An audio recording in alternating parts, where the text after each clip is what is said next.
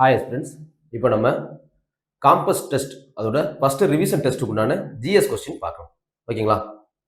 சரி, first question, which are the following statements about the Muthulakshmi Reddy maternity benefit scheme is incorrect அப்படின்னு சொல்லி கேட்டிருக்காங்க. ஓகேங்களா? So Muthulakshmi Reddy maternity benefit scheme, அதாவது முத்துலட்சுமி ரெட்டி மகப்பேறு நலத்திட்டம், அது எதுக்காக கொண்டு வந்தாங்க? இன்ஃபேன்ட் மொர்டாலிட்டி ரேட்டையும் மெட்டர்னிட்டி மொர்டாலிட்டி ரேட் ஐஎம்ஆரையும் எம்எம்ஆரையும் குறைக்கிறதுக்காக கொண்டு வரப்பட்ட ஒரு ஸ்கீம். இது தமிழ்நாடு கவர்மெண்டால 1987 கொண்டு வந்திருப்பாங்க. பின்னாடி வந்துட்டு இது கூட எந்த ஸ்கீம் மெர்ஜ் ஆயிருக்கும்? பிரதான் மந்திரி மாத்ரு வந்தன் யோஜனா. அவங்க மெர்ஜ் ஆகி இப்போ என்ன பண்ணிக்காங்க, சென்ட்ரல் செக்டாரும் ஸ்டேட் கவர்மெண்ட் ரெண்டு பேரும் சேர்ந்து இந்த ஸ்கீம் வந்துட்டு ப்ரொவைட் பண்றாங்க. எதுக்கு அப்படின்னா ஐஎம்ஆரையும் எம்எம்ஆரையும் குறைக்கிறதுக்காக. அப்ப என்னென்ன பண்றாங்க அந்த ஸ்கீம்ல அப்படின்னு சொல்லி பார்த்தோம்னா, பினான்சியல் அசிஸ்டன்ஸ் கொடுக்குறாங்க. எவ்வளோ? 18,000 வரைக்கும் கொடுக்குறாங்க. ஓகேங்களா? அப்ப யாருக்கு கொடுக்குறாங்க அப்படின்னு சொல்லி பார்த்தோம்னா, பிரெக்னென்ட் உமனுக்கு தான் கொடுக்குறாங்க. ஓகேங்களா? அப்ப உமன் வந்துட்டு அவங்க பிரெக்னெண்டா இருக்கையில ஒரு 4,000, அதுக்கப்புறம் வந்துட்டு அவங்களுக்கு அந்த கிட்டு கொடுத்துருவாங்க. ஏன்னா அந்த கிட்டில் நம்மளுக்கு என்ன இருக்கும்? நியூட்ரிஷியஸ் டயட்டுக்கு உண்டானதெல்லாம் நம்ம என்ன பண்ணிக்கலாம், நியூட்ரிஷியஸ் டயட்டுக்கு ஃபினான்சியல் அசிஸ்டன்ஸும் கொடுத்துருவாங்க. ப்ளஸ் அந்த கிட்டில் வந்துட்டு ப்ரோட்டீன் பிஸ்கட்டு, இல்லை வந்துட்டு நம்மளுக்கு பேரிச்சம்பளம், இல்லை அல்ஃபன்சல் டேப்லெட்டு, இது அனிமிக்கை போக்குறக்கூடிய டேப்லெட்டு, அந்த மாதிரிக்கு ஒரு கிட்டும் கொடுத்துருவாங்க. அதுக்கப்புறம் அந்த குழந்தை பிறந்து 6 மாசம் வரைக்கும் என்ன பண்ணாங்க, ஃபினான்சியல் அசிஸ்டன்ஸ் கொடுப்பாங்க. இப்போ 6 மாசம் வரைக்கும் கொடுத்தாங்கன்னா என்ன பண்ணிக்கலாம், ஐஎம்ஆரை குறைச்சிடலாம். ஓகேங்களா? அனிமியாவெல்லாம் குறைச்சிட்டோம்னா என்ன ஆயிரும், உங்களுக்கு எம்எம்ஆரும் குறையும். அப்போ அனிமியாவை குறைக்கிறதுக்கு வரும். ஓகேங்களா? நார்மல் பெர்த் வெயிட் என்ஷூர் பண்றதுக்கு வரும். வேற பிரெக்னென்ட் உமனுக்கு நியூட்ரிஷியஸ் டயட் வரும். ஃபினான்சியல் அசிஸ்டன்ஸ் கொடுக்குறாங்க. எது வராது அப்படின்னு சொல்லி பார்த்தோம்னா, அன்டில் சைல்டு வந்துட்டு 5 ஏஜ் ஆகுற வரைக்கும் என்ன பண்ண மாட்டாங்க, அது கொடுக்க போறது கிடையாது. அப்ப எது எடுத்துக்கலாம்? 101வது கொஸ்டினுக்கு ஆப்ஷன் சி. ஓகே, 102வது கொஸ்டின் பாருங்க. Berubari union case 1960 deals with. இந்த பெருபாரிங்கிற இடம் எங்க இருக்கு? வெஸ்ட் பெங்கால்ல நம்மளுக்கு ஜபல்புரி அப்படிங்கிற டிஸ்ட்ரிக்ட்ல பெருபாரி அப்படிங்கிற ஒரு இடம் இருக்கு. இந்த இடத்த நம்மளுக்கு யாரு வந்துட்டு இந்தியா பாகிஸ்தானோட லைனை வந்துட்டு டெமோக்ரேட் பண்ணா? ராட்க்ளிஃப் பண்ணாப்ல. ஸோ இந்தியா பாகிஸ்தான் இல்லை இந்தியா பங்களாதேஷ் அப்படின்னு சொல்லி கேட்டாலுமே நம்மளுக்கு யார் தான் வருவா? ராட்க்ளிஃப் தான் வரப்போறாங்க. சரி, அவர் என்ன பண்ணிட்டாப்லன்னா, டெமோக்ரேட் பண்ணும்போது இந்த இடத்த மட்டும் என்ன பண்ணிட்டாப்ல, எங்கேயுமே மென்ஷன் பண்ணாம விட்டாப்ல. அப்ப இது யாருக்கு சொந்தம்? ஒரு பக்கத்து பார்த்தா இந்தியாவுக்கும் சொந்த மாதிரி இருக்கு, இன்னொன்னு ஈஸ்ட் பாகிஸ்தானுக்கும் சொந்த மாதிரி இருக்கு. அப்ப என்ன ஆயிடுச்சுன்னு பார்த்தோம்னா, 1958ல நம்மளுக்கு என்ன வருது,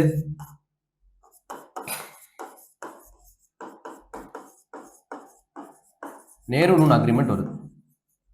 அப்ப என்ன பண்ணிட்டாங்க, நேரு என்ன பண்ணிட்டாங்க, அந்த இடத்த எடுத்து நூன்ட்டு கொடுத்து யாருக்கு, பங்களாதேஷ்க்கு போற மாதிரி ஆயிடுச்சு. அப்ப இங்க பிரச்சனைகள் வருது, கலவரம் வருது. அப்போ வந்துட்டு என்னது, கவர்மெண்ட்ல ஒரு கொஸ்டின்ஸ் வருது, என்னது, இப்படி ஒரு இடத்த கொடுக்கலாமா அப்படின்னா எப்படிதான் கொடுக்கணும்? நம்ம ஒரு நிலப்பகுதியை, இந்தியாவோட நிலப்பகுதி எடுத்து வேற நாடுகள் கொடுக்குறோம்னா நம்மளுக்கு கான்ஸ்டியூஷன்ல திருத்தத்தின் மூலியமா மட்டும்தான் கொடுக்க முடியும் அப்படின்னு சொல்லி சொல்றாங்க. அப்ப திருத்தம் போட்டு தான் கொடுக்க முடியும். அதுதான் என்னது, option C. Indian territory can be ceded. நம்ம கொடுக்குறோம் அப்படின்னா, வேற எங்கேயாவது வழங்குறோம் அப்படின்னா, by only by amending the constitution, அரசியலமைப்பு சட்ட திருத்தம் கொண்டாந்து திருத்தத்தின் மூலியமா தான் என்ன பண்ண முடியும், அதை நம்ம வந்துட்டு கொடுக்க முடியும். ஓகேங்களா? எது? ஆர்டிகல் 368 இருக்கு. ஓகேங்களா? நம்மளுக்கு என்னது, பார்ட் 20ல ஆர்டிகல் 368 இருக்கா? அதுல நம்ம என்ன பண்ணணும், கான்ஸ்டியூஷன் அமெண்ட்மெண்ட் கொண்டாந்து மட்டும்தான் என்ன பண்ண முடியும், கொடுக்க முடியும் அப்படிங்கறத இது பெருபாரி யூனியன் கேஸ். அப்ப மித்த ஆப்ஷன்லாம் பார்க்கல, பொலிட்டிக்கல் மேப்பை வந்துட்டு அவங்க இஷ்டத்துக்கு, பார்லிமெண்ட் அவங்க இஷ்டத்துக்கு என்ன பண்ண முடியும், திருத்த முடியுமா? அப்படிலாம் திருத்த முடியாது. திருத்தங்கள் போட்டு மட்டும்தான் எடுத்துக்கொண்டு போக முடியும். ஆனா உள்ள நம்மளோட இந்தியாவுக்கு உள்ள திருத்தம் பண்ணலாம்னா என்ன பண்ணலாம், நம்மளுக்கு தேவையில்லை. ஏன்னா ஆர்டிகல் 3 படி பார்க்க நம்ம என்ன பண்ணலாம், ஒரு ஸ்டேட்டை 2ஆ உடைக்கலாம், சேர்க்கலாம், யூனியன் டெரிட்டரியா மாத்தலாம், மெர்ஜ் பண்ணலாம், பேரை மாத்தலாம். இந்த மாதிரி என்ன விஷயங்கள் பண்ணாலும் சரி, அதுக்கு நம்ம என்ன பண்ண தேவையில்லை, அமெண்ட்மெண்ட் போட தேவையில்லை. ஆனா நம்மளோட ஒரு பகுதியை வெளியிடத்துக்கு கொடுக்கறதுக்கு நமக்கு என்னதான் பண்ணி ஆகணும், அமெண்ட்மெண்ட் போட்டுதான் ஆகணும். அதுதான் ஆப்ஷன் சி. ஓகேங்களா? இங்க பாருங்களேன், செட்டில்மெண்ட் ஆஃப் பவுண்டரி டிஸ்பியூட்ஸ்க்கு வந்து does not require constitution amendment போட்டுருக்காளா? டஸ் நாட்லாம் வராது, கண்டிப்பா ரெக்வயர்மெண்ட் வேணும். ஓகே, சோ 102வது क्वेश्चनக்கு ஆப்ஷன் சி. 103வது क्वेश्चन பாருங்க. Match list 1 with list 2. சரி, கரெக்ட் ஆன்சர் கேட்டிருக்காங்க. நம்மளுக்கு ஃபர்ஸ்ட் இதுல ஆர்டர் வைஸ் நம்மளே போவோமே. நம்மளுக்கு பார்த்தாவே என்னன்னு தெரியும், இதுல இருந்து எடுத்து பார்க்கல. First planning commission. Planning commission எப்போ வருது? 15th March 1950ல பிளானிங் கமிஷன் வருது. இதுல இருந்து என்ன, நம்மளுக்கு ஃபர்ஸ்ட் 5 இயர் பிளான், 1951 டு 56 வரைக்கும் ஃபர்ஸ்ட் பிளான் நடக்குது. ஓகே, இப்போ பிளானிங் கமிஷன் இருக்காங்க. அவங்க வந்துட்டு போட்ட பிளானுக்கு அப்ரூவல் பண்றது யாரு? தேசிய மேம்பாட்டு குழு, நேஷனல் டெவலப்மெண்ட் கவுன்சில். இவங்க தான் அப்ரூவ் பண்ணும். இவங்க எப்போ வந்தாங்க? ஆகஸ்ட் 6, 1952. ஓகேங்களா? ஆகஸ்ட் 6, 1952 தான் இவங்க உருவானாங்க. சரி, அப்ப இப்ப பிளானிங் கமிஷன் இருக்கா? இல்ல. என்ன பண்ணாங்க? 12th பிளானிங் கமிஷனை வந்துட்டு அதோட வந்துட்டு முடிச்சு ஸ்கிராப் பண்ணிட்டு அதுக்கப்புறம் என்ன கொண்டாண்டாங்க? நித்தி ஆயோக் கொண்டாந்தாங்க. National institution for transforming India, NITI Aayog. எப்ப உருவானுச்சு? 11/2015 உருவாக்கப்பட்டது. ஓகேங்களா? மிச்சம் யார் இருக்கா? பினான்ஸ் கமிஷன் எப்போ? 22 நவம்பர் 1951 வந்திருக்கும். கரெக்டுங்களா? ஸோ அப்போ என்ன ஆன்சர் வரலாம்? 3, 4, 2, 1. 3, 4, 2, 1. ஓகேவா? சரி, நித்தி ஆயோகோட தலைவர் யார் இருப்பா? எப்போதுமே டிஃபால்ட்டாவே பிரைம் மினிஸ்டர் தான். யார் இருக்காங்க இப்போ? நம்மளுக்கு ஆனரபிள் நரேந்திர மோடி அவர்கள் இருக்காங்க. நேஷனல் டெவலப்மெண்ட் கவுன்சிலுக்கும் அதுக்கும் யார்? பிரதமர் தான் தலைவராக இருக்க போறாங்க. பினான்ஸ் கமிஷனுக்கு இப்ப 16th பினான்ஸ் கமிஷனுக்கு ஸ்ரீ அரவிந்த் பனகாரியா அவங்க என்னவா இருக்காங்க? தலைவரா இருக்காங்க. பிளானிங் கமிஷன் இப்ப வந்துட்டு ஸ்கிராப் பண்ணிருந்தா எதுவும் கிடையாது. ஓகேங்களா? ஆனா நித்தி ஆயோக்கு உண்மையான தலைவர்னு கேட்டா யாரை தான் சொல்ற மாதிரி இருக்கும்? அதோட வைஸ் சேர்மன் தான் சொல்ற மாதிரி இருக்கும். யார் இப்ப இருக்கான்னு? சுமன் பெரி. ஓகேங்களா? சரி, 104வது question. In which year the law commission headed by Justice Ruturaj Ashwati has recommended the implementation of one nation one election? அதுல கேட்கிறாங்க. ஸோ ஒன் நேஷன் ஒன் எலெக்ஷனுக்கு வந்துட்டு யார் தலைமையில வந்துட்டு குழு போடப்பட்டதுன்னா ராம்நாத் கோவிந்த், அதாவது முன்னாள் பிரதமர் ராம்நாத் கோவிந்த் அவர்கள் தலைமையில வந்துட்டு குழு போடப்பட்டு நம்மளுக்கு ரிப்போர்ட் வந்தது. அந்த ரிப்போர்ட்டை ருத்ராஜ் அஸ்வதி வந்துட்டு என்ன பண்றாப்ல எடுத்து அதை எப்ப இம்ப்ளிமெண்ட் பண்ணலாம் அப்படின்னு சொல்லி சொல்றாருன்னா, கிட்டத்தட்ட இவர் இந்த ரிப்போர்ட்டை 2025 பிப்ரவரியில எடுத்து வந்துட்டு பார்க்க ஆரம்பிச்சாப்ல. 2029 என்ன பண்ணலாம்? ஒன் நேஷன் ஒன் எலெக்ஷன் இந்தியாவில கொண்டு வரலாம் அப்படிங்கறத என்ன பண்றாப்ல ரெக்கமெண்ட் பண்றாப்ல. ஓகேங்களா? ரொம்ப முக்கியமான ஒரு கொஸ்டின் வேற பாத்துக்கணும். ஓகேங்களா? ஜஸ்டிஸ் ருத்ராஜ் அஸ்வதி வந்துட்டு என்ன சொல்லியிருக்காங்க? ஒன் நேஷன் ஒன் எலெக்ஷன் எப்போ வந்து நடைமுறைப்படுத்தலாம்? 2029 இந்தியாவில நடைமுறைப்படுத்தலாம் அப்படின்னு சொல்லி சொல்லியிருக்காங்க. ஓகே, 104வது கொஸ்டினுக்கு ஆப்ஷன் ஏ. 105வது கொஸ்டின் பாருங்க. How many of the above pairs are correctly matched அப்படின்னு சொல்லி கேட்டிருக்காங்க. கீழ்கண்ட இணைகளில் எத்தனை இணைகள் சரியாக பொருத்தப்பட்டுள்ளன? ஓகே, அப்ப கரெக்ட் தான். ஓகே, ஹவு மெனி கேட்டாங்க. அப்ப நம்ம நம்பர்ஸ்ல ஆன்சர் பண்ண போறோம். சரி, ஃபர்ஸ்ட் பாருங்க. பிரதான் மந்திரி இது என்ன வரும்? ஜேடிஒய், ஜன்தன் யோஜனா. ஜன்னுனா என்னது? மக்கள். ஓகேங்களா? பேங்க் அக்கௌண்ட் கிரியேட் பண்ணி கொடுத்தாங்களா? பிரதான் மந்திரி ஜன்தன் யோஜனாக்கு வரும். அப்ப ஃபர்ஸ்ட் என்னவா இருக்கு? தவறா இருக்கு. செகண்ட் பாருங்க, PMKVY, பிரதான் மந்திரி கௌசல் விகாஸ் யோஜனா. ஓகே, எடுத்துக்கலாம். மூணாவது பிரதான் மந்திரி ஃபசல் பீமா யோஜனா. ஓகே, நம்மளுக்கு வந்துட்டு இன்சூரன்ஸ்க்கு வந்துட்டு 2000 கொடுக்குறாங்கல்ல, அதுக்கு பிரதான் மந்திரி ஃபசல் பீமா யோஜனா. அடுத்து MG NREGA, Mahatma Gandhi national rural employment guarantee act. Okay, எடுத்துக்கலாம். ஓகேங்களா? இதெல்லாம் கரெக்டா இருக்கு. அப்ப எத்தனை ஆப்ஷன் கரெக்டா? 3 இது கரெக்டா. Option B. ஓகேங்களா? இந்த மாதிரி சின்ன சின்ன விஷயங்கள் அந்த ஸ்கீம் வந்துட்டு ஷார்ட் பண்ணி இப்போ இப்படி போட்டிருப்பாங்க. என்ன சொல்லணும்? பிரதான் மந்திரி கிராம் சதக் யோஜனா. ஓகேங்களா? இந்த மாதிரிக்கு வந்துட்டு ஷார்ட் ஃபார்ம்ஸ் எல்லாம் ஒரு தடவை பார்த்துக்கணும் இல்லையா? பிரதான் மந்திரி ஆவாஸ் யோஜனா. ஓகே, இந்த மாதிரி அதோட ஷார்ட் ஃபார்ம்ஸ் எல்லாம் பார்த்து வச்சுக்கணும். எதுக்குன்னா அது முக்கியமா அந்த ஹிந்தி வேர்ட்ஸ் வந்துட்டு ரொம்ப முக்கியம். இப்போ இந்த இடத்துல ஏங்கிறது ஆவாஸ்ங்கிறது வீடு அப்படிங்கறத நம்ம கிராப் பண்ணி எடுத்துக்கணும். இப்போ வந்துட்டு இந்த இடத்துல பீமா அப்படின்னா நம்மளுக்கு என்னது? இன்சூரன்ஸ். ஓகேங்களா? அந்த மாதிரிக்கு வந்துட்டு எடுத்துக்கணும். இப்போ என்ன வச்சுக்கலாம்? ஜன்னுனா மக்கள். ஓகேங்களா? இந்த மாதிரிக்கு வந்துட்டு அந்த ஹிந்தி டேர்ம்ஸை வச்சு அந்த ஸ்கீம் எதுக்கு உண்டானது அப்படிங்கிறதையும் சேர்த்து பார்த்துக்கணும். ஓகே, அப்ப 105வது கொஸ்டினுக்கு ஆப்ஷன் பி. 106வது கொஸ்டின் பாருங்க. Consider the following statements. Indian council act of 1909 is known as act for good government of India அப்படின்னு சொல்லி சொல்றாங்க. 1909 வரும் இல்ல? என்ன வரும்? 1858. ரொம்ப சிம்பிளா ஏன் வச்சுக்கலாம். எப்படி? 1857 ரிவோல்ட் வருது. ரிவோல்ட்ல யார் மேல நமக்கு செம்ம காண்ட் ஆகி போச்சு? ஈஸ்ட் இந்தியன் கம்பெனி மேல கடுப்பாகி போச்சு. அதோட தான் பெரிய சண்டையும் நடக்குது. அப்ப இதுக்கப்புறம் என்ன பண்ண போறோம்? நம்ம 1858ல இருந்து ஈஸ்ட் இந்தியன் கம்பெனியை ஃபுல்லாவே என்ன பண்ண போறோம்? அபாலிஷ் பண்றோம். ஒட்டுமொத்தமா அபாலிஷ் பண்றோம். அபாலிஷ் பண்ணிட்டு யார் டைரக்டா ரூல் பண்ண வர்றாங்க? கிரவுண்ட் ரூல் பண்ண வர்றாங்க. கிரவுண்ட் ரூல் பண்ண வர்றப்ப என்ன சொல்றாங்க, உங்களுக்கு ஒரு நல்லாட்சியை நாங்க தர்றோம் அப்படின்னு சொல்லி சொல்றாங்க. ஒரு நல்ல அரசாங்கத்தை நாங்க தர்றோம் அப்படின்னு சொல்லி வர்றாங்க. அப்ப எந்த ஆக்ட் தான், 1858 ஆக்ட் தான் ஆக்ட் ஆஃப் குட் கவர்மெண்ட் அப்படின்னு சொல்லணும். ஓகேங்களா? அப்ப வர்றப்ப என்ன பண்றாங்க, முன்னாடி இருந்த எல்லாத்தையும் வந்துட்டு ஃபுல்லா அபாலிஷ் பண்றாங்களா, ஈஸ்ட் இந்தியா கம்பெனியை அபாலிஷ் பண்ணிட்டு என்ன கொண்டு வர்றாங்க, அதுக்கு பதிலா செக்ரட்டரி ஸ்டேட் ஆஃப் இந்தியா கொண்டு வர்றாங்க. ஓகே, அரசு செயலாளர் கொண்டு வர்றாங்க. அரசு பிரதிநிதி வைஸ்ராய் ஆஃப் இந்தியா அப்படிங்கிற போஸ்டையும் கொண்டு வர்றாங்க. இதை பாருங்க, கவர்மெண்ட் ஆஃப் இந்தியா 1858 என்ன கிரியேட் பண்றாங்க, அரசு செயலாளர் செக்ரட்டரி ஸ்டேட் ஆஃப் இந்தியா அப்படின்னு கொண்டு வராங்க. அப்புறம் வேற என்ன பண்றாங்க, கவர்னர் ஜெனரல் ஆஃப் இந்தியா என்னன்னு மாத்துறாங்க, வைஸ்ராய் ஆஃப் இந்தியா அப்படின்னு சொல்லி மாத்துறாங்க. ஓகேங்களா? அப்ப இது கரெக்ட் தான். சரி, இதே குட் கவர்மெண்ட் கேட்டா நம்ம என்ன சொல்லிக்கிறோம், 1858 ஆக்ட சொல்றோம். இதே ரெஸ்பான்சிபிள் கவர்மெண்ட், பொறுப்பான அரசாங்கம் அப்படிங்கிற ஒரு வேர்டு கொடுத்து கேட்டாங்கன்னா 1919 ஆக்ட சொல்ற மாதிரி இருக்கும். ஏன்னா 1919 நம்மளுக்கு என்ன பண்றாங்க, பவர்ஸ் வந்துட்டு டிரான்ஸ்பர் பவர்ஸ், துறைகளை மாற்றி நமக்கு தர்றாங்க. யாருக்கு, இந்தியர்களுக்கே தர்றாங்க. அதனால அந்த இதை சொல்ற மாதிரி இருக்கும். ஓகேங்களா? மூணாவது பாருங்க, lord Minto was the secretary state in 1909 அப்படின்னு சொல்லி சொல்றாங்க. மின்டோ என்னவா இருப்பாப்ல, வைஸ்ராயா இருப்பாப்ல. ஓகேங்களா? இதை வந்துட்டு என்னன்னு சொல்லுவோம், 1909 ஆக்ட் என்னன்னு சொல்லலாம், மின்டோ மார்லி ரிஃபார்ம்ஸ் சொல்லுவோமா. மின்டோ வைஸ்ராயி, மார்லி தான் யாரு, செக்ரட்டரி ஸ்டேட் ஆஃப் இந்தியா. அப்ப மார்லி தான் என்ன வருவார்னா செக்ரட்டரி ஸ்டேட் ஆஃப் இந்தியாவா வருவாப்ல. இதே 1919 ஆக்ட் என்ன சொல்லலாம், மான்டேக் செம்ஸ்போர்ட் ஆக்ட்னு சொல்றோம். இதுல மான்டேக் யாரு, secretary state of India, Chelmsford தான் வைஸ்ராய். ஓகேங்களா? நல்லா பாத்துக்கணும். மின்டோ மார்ல Minto viceroy, Morley secretary state of India. Montagu செம்ஸ்போர்ட்ல Montagu secretary state of India, Chelmsford வைஸ்ராயா வருவாப்ல. ஓகே, அப்ப இதுவும் தவறா தான் இருக்கு. நம்மளுக்கு என்ன கேட்டிருக்காங்க, எது கரெக்ட்ங்கிற மாதிரி தான் பாக்குற மாதிரி இருக்கு. அப்ப 2 ஒன்லி, இது மட்டும் தான் கரெக்டா இருக்கு. ஓகேங்களா? 2 ஒன்லி தான் கரெக்ட். 106வது क्वेश्चनக்கு ஆப்ஷன் சி.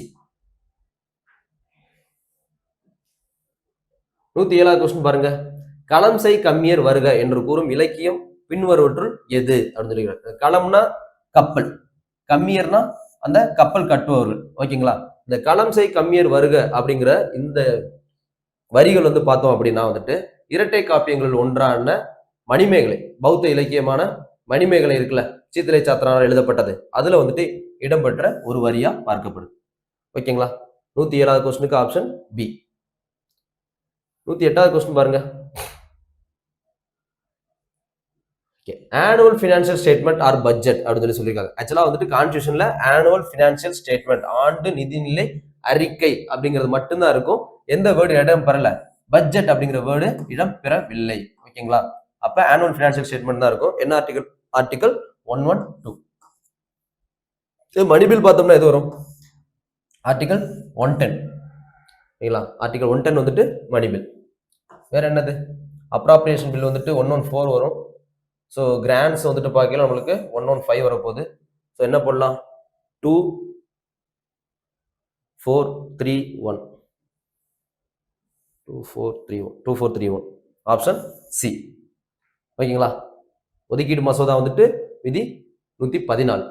ஐயோ, இப்போ இந்த ஃபினான்ஸ் சம்பந்தமான உள்ள ஆர்டிகல்ஸ் வந்துட்டு எப்போதுமே நம்மளுக்கு கேட்கறதுக்கு அதிக வாய்ப்புகள் இருக்கு. அதெல்லாம் தனித்தனியா பார்த்து வச்சுக்கணும். ஃபார் எக்ஸாம்பிள் வந்துட்டு இதுல நம்ம பார்த்தது எல்லாமே நிதி சார்ந்த ஒரு ஆர்டிகல்ஸ் தான். இதை தாண்டி என்னென்னலாம் இருக்கு அப்படின்னு சொல்லி பார்த்தோம்னா ஒரு சிலது ஆர்டிகல் 265 எடுத்துக்கலாம். நம்மளுக்கு வரி விதிக்கிறதுக்கு வந்துட்டு லா போட்டு மட்டும்தான் விதிக்கணும் அப்படிங்கிறது 265. இதே 266 எடுத்தோம்னா என்ன வரும், நம்மளுக்கு கன்சாலிடேட் ஃபண்ட் ஆஃப் இந்தியா, இந்தியாவோட தொகுப்பு நிதி. ஓகேங்களா? அது கிளாஸ் 1 வந்துட்டு கன்சாலிடேட் ஃபண்ட் ஆஃப் இந்தியானா நம்மளுக்கு என்ன இருக்கும், தொகுப்பு நிதி. அதே வந்துட்டு கன்சாலிடேட் ஃபண்ட் ஆஃப் வந்துட்டு நம்மளுக்கு பப்ளிக் ஸ்டேட்ஸ், அதாவது பப்ளிக் சர்வீஸ் கமிஷன் இருக்குல்ல நம்மளுக்கு, அதுல இருந்து நம்மளுக்கு காசு வர்றது கிளாஸ் 2ல வரப்போகுது. ஓகேங்களா? ஸோ வந்துட்டு ஷார்ட்டா வந்து பார்த்தோம்னா ஆர்டிகல் 266 வந்து கன்சாலிடேட் ஃபண்ட் ஆஃப் இந்தியா, இந்திய தொகுப்பு நிதி. இதே வந்துட்டு ஆர்டிகல் 267 பார்த்தோம்னா கண்டிஜென்சி ஃபண்ட் ஆஃப் இந்தியா, அவசர கால நிதி. யார் மட்டும் தான் எடுக்க முடியும், பிரசிடென்ட். இதே வந்துட்டு கன்சாலிடேட் ஃபண்ட்னா யார் எடுத்துக்கலாம், பார்லிமெண்ட். ஏன்னா லோக்சபா, ராஜ்யசபா, பிரசிடென்ட் 3 பேர் சேர்ந்து வரனால. ஓகேங்களா? அப்ப கன்சாலிடேட் ஃபண்ட் வரலாம், இல்ல கண்டிஜென்சி ஃபண்ட் வரலாம். இதே வந்து நம்மளுக்கு வேற என்ன இருக்கு, ஆர்டிகல் 275 இருக்கு, சட்டப்பூர்வ மானியம், ஸ்டாச்சுட்டரி கிராண்ட்ஸ் இருக்கு. இல்ல ஆர்டிகல் 280 இருக்கு, பினான்ஸ் கமிஷன், நிதி ஆணையம் இருக்கு. வேற என்ன பார்க்கலாம்? ஆர்டிகல் 282 டிஸ்கிரிஷனரி கிராண்ட்ஸ், தன்விருப்ப மானியம். இந்த மாதிரிக்கு வந்துட்டு நிதி சார்ந்த விஷயங்கள் உள்ள ஆர்டிகல்ஸ் நம்மளுக்கு எப்போதுமே என்னதான் ரொம்ப முக்கியமானதுகள். அது இதெல்லாம் கொஞ்சம் பார்த்து வச்சுக்கோ. சரி, 108வது கொஸ்டினுக்கு option C. 109 granting aid to the states by the center are provided with the objective of. மத்திய அரசு மாநிலங்களுக்கு கொடுக்கும் நிதியுதவியும் நோக்கம் என்ன? என்னதான்? Augmenting financial resources of the states, மாநிலங்களின் நிதி வளத்தை பெருக்க. அதனாலதான் என்ன பண்ணுவாங்க, தனித்தனியா மானியங்களை பிரிச்சு சட்டப்பூர்வ மானியம், இந்த மாதிரி மானியங்கள்லாம் ஒவ்வொரு மாநிலத்துக்கும் இந்த வருஷத்துல நாங்க எடுத்து கன்சல்டேட் ஃபண்ட்ல இருந்து கொடுக்க போறோம் அப்படின்னு தனியா இருக்கும். இல்ல அவசரமா திடீர்னு தேவைப்படுது, உடனே கொடுத்து ஒரு வளர்ச்சிக்கு இது வேணும் அப்படின்னா டிஸ்கிரிஷனரி கிராண்ட்ஸ்ல இருந்து எடுத்து கொடுப்பாங்க. இப்ப வெஸ்ட் பெங்கால் மாதிரி மாநிலங்கள் எடுத்து பார்த்துங்களேன், அங்கே ஜூட் நல்லா வளருது, சணல் நல்லா வளருது. அப்ப அதோட வளர்ச்சிக்கு மட்டும் தனியா என்ன பண்ணலாம், ஒரு மானியங்கள் எடுத்து கொடுக்கலாம். ஓகேங்களா? ஏன்னா மானியம் ஒரு விஷயத்தை எடுத்து கொடுக்குறோம்னா, காசு எடுத்து கொடுத்தோம்னா ரிட்டர்ன் என்ன பண்ண மாட்டாங்க, எதிர்பார்க்க மாட்டாங்க. அப்படி கொடுக்கறதா நம்மளுக்கு மானியம் அப்படின்னு பார்க்கப்படுது. அப்ப எதுக்கு கொடுக்குறாங்க? மாநிலங்களோட நிதி வளத்தை பெருக்கிறதுக்காண்டி தான் அதை கொடுக்குறாங்க. மித்தவெல்லாம் நம்மளுக்கு சொல்ல முடியுமா? மெயின்டைனிங் ஸ்மூத் சென்ட்ரல் ஸ்டேட் ரிலேஷன்ஷிப்னா, சென்ட்ரல் ரிலேஷன்ஷிப் ஸ்மூத்தா மெயின்டைன் பண்ண வேண்டியது நம்மளுக்கு என்னது, கவர்மெண்டோட ஒரு பொறுப்பு தான். அது கிராண்ட்ஸ் கொடுத்து தான் பண்ணணும்லாம் அவசியம் கிடையாது. Ensuring stable government at the centre, சென்ட்ரல்ல கவர்மெண்ட் ஸ்டேபிளா இருக்கிறதுக்காண்டி கிராண்ட்ஸ் தான் கொடுக்கணுமா? இல்ல, அந்த ஒரு வளர்ச்சிக்காண்டி தான் கொடுக்க முடியும். அப்ப வந்துட்டு இப்ப கிராண்ட்ஸே கொடுக்க போறேன், ஒரு மாநிலம் நல்லா வளர்ந்துருக்கு, ஒரு மாநிலம் அதிக வளர்ச்சி இல்லை, அப்ப என்ன பண்ணு, இதுக்கு கொடுத்து வளர வைப்பமே தவிர ஸ்டேபிளா இருக்கிறதுக்காண்டின்னு சொல்ல முடியாது. ஓகேங்களா? அப்ப கரெக்டா எதை எடுத்துக்கலாம்? ஆப்ஷன் ஏ எடுத்துக்கலாம். 109க்கு ஆப்ஷன் ஏ. 110 பாருங்க. The glands of the body which release the secretions through ducts, உடலின் சுரப்பிகள் அவற்றின் சுரத்தை நாளங்கள் மூலம் வெளியேற்றுதல். நாளங்கள் மூலமா வெளியே வந்துச்சுன்னா அதுக்கு நம்ம என்ன சொல்லலாம், எக்ஸோகிரைன் கிளான்ஸ். அப்ப நாளங்கள் இல்லாம வந்துச்சுன்னா நாளமில்லா சுரப்பி அப்படின்னு அழைக்கப்படுற எண்டோகிரைன் கிளான்ஸ். ஓகேங்களா? இப்ப எக்ஸோகிரைன்னா ஒரு நாளத்தோட அதுல இருந்து என்ன பண்ணும், நம்மளுக்கு என்சைம்ஸ் வந்து நம்மளுக்கு செக்ரேட் ஆயிரும். ஃபார் எக்ஸாம்பிள் ஸ்வெட் கிளான்ஸ் வச்சுக்கோம், அதுல நம்மளுக்கு வேர்வை வருதா? இல்ல. சலைவரி கிளாண்ட் வச்சுக்கலாம், அதுல நம்மளுக்கு எச்சில் வருதா? மெமேரியன் கிளாண்ட் வச்சுக்கலாம், அதுல நம்மளுக்கு பால் வருதா? அப்ப இந்த மாதிரி வர்றதுலாம் என்னது, எக்ஸோகிரைன் கிளாண்ட். இதே எண்டோகிரைன் கிளாண்டுக்கு என்ன எக்ஸாம்பிள் சொல்லலாம்? ஹைப்போதலாமஸ் வச்சுக்கலாம், பிட்யூட்டரி வச்சுக்கலாம், இல்லையா தைமஸ் வச்சுக்கலாம், இல்ல அட்ரினல் வச்சுக்கலாம். இந்த மாதிரி வர்றதெல்லாம் நம்மளுக்கு என்னல வரும், நம்மளுக்கு எண்டோகிரைன்ல வரும். ஓகேங்களா? சரி, 110வது கொஸ்டினுக்கு ஆப்ஷன் பி. 111வது question. Which feature is the primary focus of the APPA app started by the Chief Minister Stalin? அதுல கேட்டிருக்காங்க. ஓகேவா? ஸோ இந்த ஸ்கீம் வந்துட்டு பார்த்தோம் அப்படின்னா அதோட ஃபுல் ஃபார்ம் பார்ப்போம். அப்பா அப்படிங்கிறத ஃபுல் ஃபார்ம் அனைத்து பள்ளி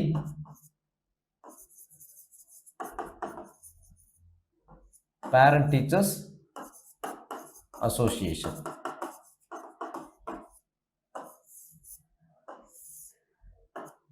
ஓகேங்களா? அனைத்து பள்ளி பேரண்ட் டீச்சர்ஸ் அசோசியேஷன். இந்த ஆப் எதுக்காக கிரியேட் பண்ணான்னு பார்த்தோம்னா, அப்போ ஸ்டூடெண்ட்ஸ் வந்துட்டு என்ட்ரி எப்போ வர்றாங்க, அவங்களோட அட்டண்டன்ஸ் என்ன, அவங்களுக்கு கொடுக்கக்கூடிய ஒர்க் என்ன, இது எல்லாத்தையும் யாருக்கு கன்வே பண்றதுக்காண்டி, பேரண்ட்ஸுக்கு கன்வே பண்றதுக்காண்டி, இவங்களோட growth எப்படி இருக்கு எல்லாத்தையும் தெரியப்படுத்துறதுக்காண்டி என்ன பண்றாங்க, இந்த ஆப் கொண்டாந்தாங்க. இது சொல்ல போனோம்னா இப்போ அரௌண்ட் கவர்மெண்ட் ஸ்கூல்ஸ்ல ஒரு 46,000 ஸ்கூல்ஸுக்கும் பிரைவேட் எய்டட் ஸ்கூல்ஸ் வந்துட்டு ஒரு 12,000 ஸ்கூல்ஸ்க்கு மேல என்ன பண்றாங்க, இந்த ஆப் வந்து லான்ச் பண்ணி அப்ப ஸ்டூடெண்ட்ஸோட growth எப்படி இருக்கு என்ன அப்படிங்கறத பேரண்ட்ஸுக்கு வந்து தெரியப்படுத்துறதுக்காண்டி கொண்டாடப்பட்ட ஒரு ஸ்கீம் தான், ஒரு ஆப் தான் இந்த அப்பா அப்படிங்கிற ஆப், அனைத்து பள்ளி பேரண்ட் டீச்சர்ஸ் அசோசியேஷன் அப்படிங்கிறது. அப்ப என்ன அர்த்தம், ரியல் டைம் கம்யூனிகேஷன் யாருக்கு யாருக்கு கிடையாது பிட்வீன் பேரண்ட்ஸ் அண்ட் டீச்சர்ஸ். அப்ப ஸ்டூடெண்ட்ஸ் இருக்காங்க, ஸ்டூடெண்ட்ஸ் வந்துட்டு டீச்சர்ஸ் பாத்துக்கிறாங்க. ஓகேங்களா? இப்ப இவங்களோட என்னென்ன, இவங்களோட குவாலிட்டிஸ் என்ன அப்படிங்கறத யாருக்கு, பேரண்ட்ஸுக்கு கம்யூனிகேட் பண்றதுக்காக கொண்டு வரப்பட்ட ஒரு ஆப் தான் இந்த அப்பா. ஓகேங்களா? அப்ப 116வது क्वेश्चनக்கு ஆப்ஷன் ஏ. 112வது क्वेश्चन பாருங்க. முதலில் நாம் இந்தியர்கள், அதற்கு பிறகுதான் இந்துக்கள் அல்லது அதற்கு பிறகுதான் முகமதியர்கள் என்று ஒரு சிலர் கூறுவது என்னால் ஏற்க முடியவில்லை. எனக்கு அதில் திருப்தியும் இல்லை. எல்லோருமே முதலில் இந்தியர்கள் மற்றும் இறுதி வரை இந்தியர்களே, இந்தியர்களை தவிர வேறொன்றும் இல்லை என்றிருக்க நான் விரும்புகிறேன் அப்படின்னு சொன்னது டாக்டர் BR அம்பேத்கர். ஓகேங்களா? 112வது क्वेश्चनக்கு ஆப்ஷன் சி. 113வது question. Who describes DPSPF manifesto of aims and aspiration? யார் சொல்லியிருப்பான்னா KC வேர். இதே மாதிரி நம்ம டிபிஎஸ்பி வந்து நாவல் ஃபியூச்சர் சிறப்பம்சம் அப்படின்னு சொன்னது வந்துட்டு B R Ambedkar, doctor B R Ambedkar சொல்லியிருப்பாங்க. இல்லை வந்துட்டு டிபிஎஸ்பியும் ஃபண்டமெண்டல்ஸும் சேர்த்து வந்துட்டு கான்சென்ஸ் ஆஃப் த கான்ஸ்டியூஷன் அரசியலமைப்பின் மனசாட்சி அப்படின்ட்டு கிரான்வில் ஆஸ்டின் சொல்லியிருப்பாங்க. ஓகேங்களா, எல்லாம் பார்த்து வச்சுக்கோம். 113வது கொஸ்டினுக்கு option B. 114, which of the following is not one of the relevant characters of the king who is known as the lion merchants வேந்தர்? ஓகேங்களா, அதாவது வேந்தருக்கு ஒளி. வேந்தருக்கு ஒளி என திருக்குறள் கூறும் அரசின் பண்புகளில் கீழ்கண்டவற்றில் எந்த ஒன்று தொடர்புடையது அல்ல அப்படின்னு கேட்டிருக்காங்க. நம்மளுக்கு என்ன குறள் பார்த்தோம்னா, கொடை அழி செங்கோல் குடியோம்பல் நான்கும் உடையானாம் வேந்தற்கு ஒளி அப்படின்னு சொல்லியிருக்காங்க. எந்த நான்கு? கொடை. ஓகே, அப்ப கொடை இருக்கு, எடுத்துக்கலாம். சரி, அடுத்து வந்துட்டு அழி. அழின்னு அந்த இடத்துல வந்துட்டு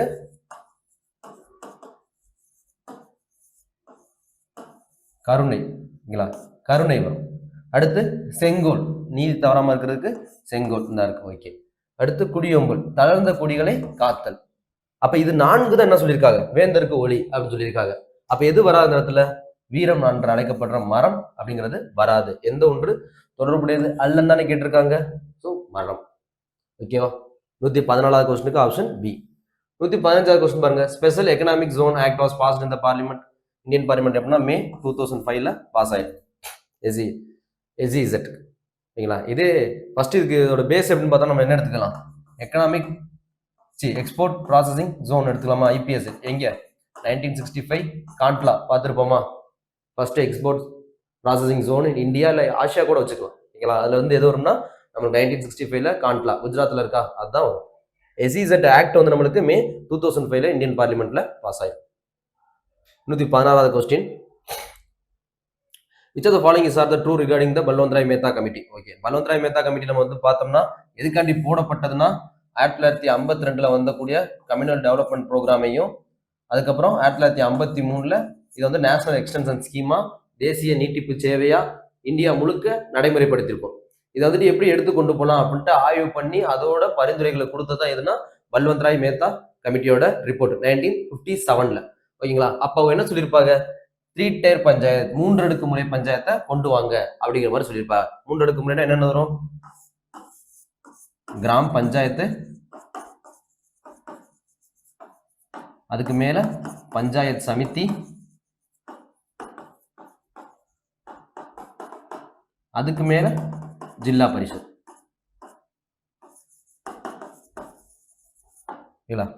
அப்ப 3 அடுக்கு முறை கொண்டு வர சொல்லி சொன்னாங்க. There should be direct election for panchayat சமிதின்னு சொல்லியிருக்காங்க. கரெக்டா? தவறு. டைரக்ட் எலெக்ஷன் யாருக்கு மட்டும்தான்? இந்த கிராம பஞ்சாயத்துல இருக்காங்க பாத்தீங்களா, அவங்களோட மெம்பர்ஸுக்கும் அவங்களோட சேர்மனுக்கு பிரசிடென்டா வருவாங்கல்ல, அவங்க 2 பேருமே இதுல தான் வரணும், டைரக்ட் எலெக்ஷன்ல வரணும். மித்தபடி பஞ்சாயத்து சமிதிலையும் ஜில்லா பரிஷத்துலையும் மெம்பர்ஸ் ஃபுல்லா டைரக்ட் எலெக்ஷனு. ஆனா அவங்களுக்கு தேர்ந்தெடுக்கக்கூடிய தலைவர்கள் வந்துட்டு இன்டைரக்ட் எலெக்ஷன் தான் சொல்லியிருக்காங்க. அப்ப பஞ்சாயத்து சமிதிக்கு என்ன நம்ம டைரக்டா எடுத்துக்க தேவை, டைரக்ட் எலெக்ஷன்ங்கிறது எடுத்துக்க தேவையில்லை. 3வது பாருங்க, establishment the scheme of democratic decentralisation, மக்களாட்சி பரவலாக்கல் வேண்டும். இதான் இதோட மெயின் தீமாவே நம்ம பார்க்கப்படலாம். எதுக்கு? பல்வந்த்ராய் மேத்தா கமிட்டியோட ஒரு தீமா பார்க்கப்படலாம். அப்போ இது வரும். 4வது, district collector should be the chairman of the ஜில்லா பரிஷத். ஜில்லா பரிஷத்துக்கு யாரு?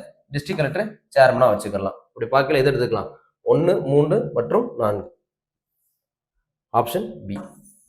ஓகேங்களா, இது மட்டும் இல்லாம இதுக்கு அடுத்து நம்மளுக்கு வரக்கூடிய அசோக் மேத்தா கமிட்டி 1977ல 132 ரெக்கமெண்டேஷன்ல வந்துட்டு 3 tier பதிலாக 2 tier சொன்னாங்கல்ல, அது வச்சுக்கலாம். இல்லைன்னா தன்ட்டுவாலா கமிட்டி 1978 வச்சுக்கலாம். இல்ல ஹனுமந்த் ராவ் கமிட்டி 1985 வச்சுக்கலாம். ஜிவிகே ராவ் 1984, அடுத்து ஜிவிகே ராவ் கமிட்டி 1985. அது எல்லாமே முக்கியமானது. ஓகேங்களா, அதுக்கப்புறம் நம்ம துங்கன் காட்கில் கமிட்டி தான் 1988. இந்த மாதிரி பஞ்சாயத்து ராஜ் கமிட்டியை, பஞ்சாயத்து ராஜை பொறுத்தளவு இந்த கமிட்டிஸ் எல்லாமே நம்ம பார்த்து வச்சுக்கணும். ஓகே, அடுத்து 114வது question.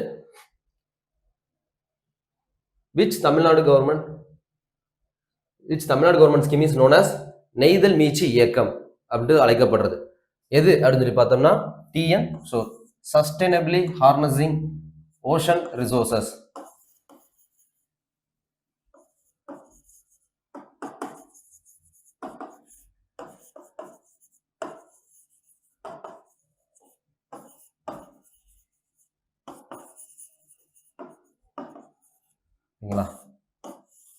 TN show சஸ்டைனபிளி harnessing ozone resources. இது வந்து நம்மளுக்கு நெய்தல் மீட்சி இயக்கத்தோட தொடர்புடையது. அடுத்து 118வது கொஸ்டின், அறவினையும் ஆன்ற பொருளும் பிறவினையும் பெண் ஏவல் செய்வார்கண் இல். அதாவது அறவினையும் நல்ல செயல்களும் பிற செயல்களையும் வந்துட்டு யார் பெண் சொல்றாங்களோ அதை கேட்டுக்கிட்டு இருந்தாங்க அப்படின்னா அவங்க செய்ய மாட்டாங்க அப்படிங்கிறதான் இதோட பொருள். ஸோ வந்துட்டு என்னது, அறவினையும் ஆன்ற பொருளும் பிறவினையும் பெண் ஏவல் செய்வார்கண் இல். ஓகேங்களா? 118வது கொஸ்டினுக்கு 4th ஆப்ஷன். அடுத்து 119வது question, which are the following bodies are headed by prime minister. எது இதெல்லாம் வரும்? நேஷனல் இன்டகிரேஷன் கவுன்சிலுக்கு அவர் தான் தலைவராக இருக்க போறாப்ல. நேஷனல் வாட்டர் ரிசோர்ஸ் கவுன்சில், வேற national development council, interstate council, எல்லாத்துக்கும். ஜோனல் கவுன்சிலுக்கு யார் இருப்பா? நம்மளுக்கு ஹோம் மினிஸ்டர் இருப்பாங்க. ஓகேங்களா? மிச்சம் 4 பேர். இதை தாண்டி வந்து பார்த்தா நம்ம எதெல்லாம் எடுத்துக்கலாம், இன்னும் மிச்ச பிற நித்தியோக்கு எடுத்துக்கலாம்.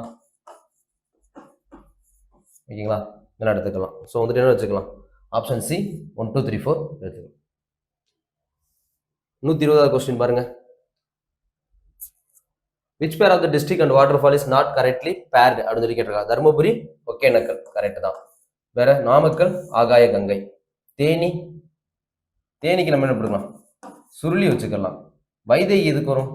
கோயம்புத்தூருக்கு வரும். ஓகேங்களா? அப்போ ஆப்ஷன் சி.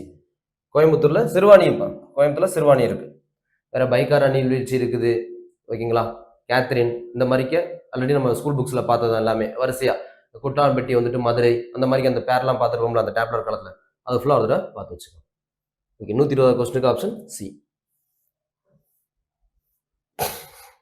121 பெரிப்ளஸ் வந்துட்டு கடல் வழிகாட்டி. ஓகே, இயற்கை வரலாறு, தாலமியின் இயற்கை வரலாறு லத்தீன் மொழியில் எழுதப்பட்டது. பிலினியின் இயற்கை வரலாறு, பிலினியின் இயற்கை வரலாறு, தாலமியின் புவியியல், அது 2ஆம் நூற்றாண்டை சார்ந்தவர் தான் அவர். வியன்னா பாப்பிரஸ் வந்துட்டு கிரேக்க மொழியில் எழுதப்பட்ட ஒரு நூல். ஓகே, அப்போ 1 2 3 4 வச்சோம். Option C 1 2 3 4. 122வது question, first finance commissioner KC Neogy, 4th PV Rajamannar, 10th Pant 10 Pant, 12th finance commissioner Rangarajan. So answer 2 4 1 3. நம்மளுக்கு முக்கியமாக 15th ஃபினான்ஸ் கமிஷனராக என்கே சிங், 16th ஃபினான்ஸ் கமிஷனராக அரவிந்த் பனகாரியா, அது பார்த்துக்கணும். ஓகேங்களா? ஸோ 16 ஃபினான்ஸ் கமிஷன் போட்டிருக்காங்க. 16வது ஃபினான்ஸ் கமிஷனில் வந்துட்டு வெர்டிகல் டிவாலுவேஷனில் 41% வந்துட்டு ரெக்கமெண்ட் பண்ணியிருக்காங்க, அதையும் பார்த்துக்கணும். ஓகே, 123வது question, in which one of the following cases did the Supreme Court ruled that the power of judicial review vested with the high courts?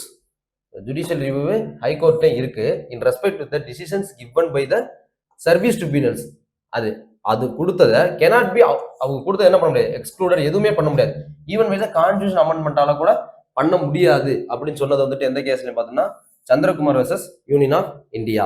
அதாவது பின்னரும் எந்த வழக்கிலும் உயர்நீதிமன்றங்களின் சேவை தீர்ப்பாயங்கள் குறித்து தீர்ப்புகளை மறுபரிசீலனை செய்யவும் அதிகாரத்தை ஒரு சட்ட திருத்தம் மூலம் கூட ஒதுக்கி வைக்க செயலற்றதாகவே இயலாது என உச்சநீதிமன்றம் தீர்ப்பளித்தது. 123வது கொஸ்டினுக்கு ஆப்ஷன் சி. 124வது question, in Tamil Nadu which year the staff selection board was established by Panagal ministry. Panagal அமைச்சரவையின் போது தமிழ்நாட்டில் பணியாளர் தேர்வாரியம் எந்த ஆண்டு நிறுவப்பட்டது? 1924. இது பின்னாடி வந்துட்டு என்ன இருக்கும், நம்மளுக்கு பணியாளர் தேர்வு ஆணையமா மாற்றப்பட்டிருக்கும். 1928 ஆணையமா மாற்றப்பட்டிருக்கும். 1929 அண்ணாமலை யூனிவர்சிட்டி வர்றது. 1920களில் வந்துட்டு நம்மளுக்கு என்னது, 1000 விளக்கு தொகுதியில வந்துட்டு மதிய உணவு திட்டம் வந்துட்டு கொண்டு வந்தது. இந்த மாதிரி நீதி கட்சியோட அவங்களோட அந்த இதெல்லாம் பார்த்துருப்போம்ல சாதனைகள், அதுல இதெல்லாம் ரொம்ப முக்கியமானவனாகவும் பார்க்கப்படுது. ஓகே, 124க்கு ஆப்ஷன் சி. 125வது கொஸ்டின் பாருங்க, no tax shall be levied or collected except by the authority of law. சட்டம் போடாம நம்ம எதுவுமே என்ன பண்ண முடியாது, நம்மளுக்கு டேக்ஸ் வந்துட்டு போடவோ கலெக்ட் பண்ணவும் முடியாது அப்படின்னு சொல்ற ஆர்டிகல் எதுனா ஆர்டிகல் 265. ஏற்கனவே ஒரு தடவை சொல்லிடணும், 265 ரொம்ப முக்கியமான ஆர்டிகல். 126வது question, choose the correct statement. The 7th State Finance Commission of Tamil Nadu will be headed by K. Alauddin. It is constituted under the section 198 of Tamil Nadu Panchayat Act. Act. Okay. The committee will submit the report within August 31, 2026 and its working period will be conducted between 2027 to 2032. இதில் எது correct தான் கேட்டிருக்காங்க. So எல்லாமே correct தான். ஏன்னா வந்துட்டு நம்மளுக்கு Madras panchayat act வந்துட்டு 1958 வந்துட்டு நம்மளுக்கு வந்திருக்கும். அது பின்னாடி என்ன பண்ணியிருப்பாங்கன்னா 73rd மற்றும் 74th கான்ஸ்டியூஷன் அமெண்ட்மெண்ட் ஆக்ட் போட்டதுக்கு அப்புறம் வந்துட்டு தமிழ்நாடு பஞ்சாயத்து ஆக்ட் 1994 வந்திருக்கும். இதுபடி நம்ம என்ன பண்ணிக்கலாம் அப்படின்னு சொல்லி பார்த்தோம்னா ஸ்டேட்ல ஃபினான்ஸ் கமிஷன் அமைச்சிக்கலாம். அதுக்கு கான்ஸ்டியூஷன்லேயே நம்மளுக்கு என்ன பண்ணியிருக்காங்க ஆர்டிகல்ஸும் கொடுத்துருக்காங்க. எக்ஸாம்பிள் வந்துட்டு 243 I இருக்கு ஃபார் பஞ்சாயத்து, ஒய் இருக்கு ஃபார் முனிசிபாலிட்டிக்கு. அதுபடி என்ன பண்ணியிருக்காங்கன்னா தமிழ்நாட்டில் 7th ஃபினான்ஸ் கமிஷன் வந்துட்டு யார் தலைமையில அலாதீன் தலைமையில போடப்பட்டு ரிப்போர்ட்டும் கொடுத்துருக்காங்க. ஸோ எல்லாமே கரெக்டாக தான் இருக்கு.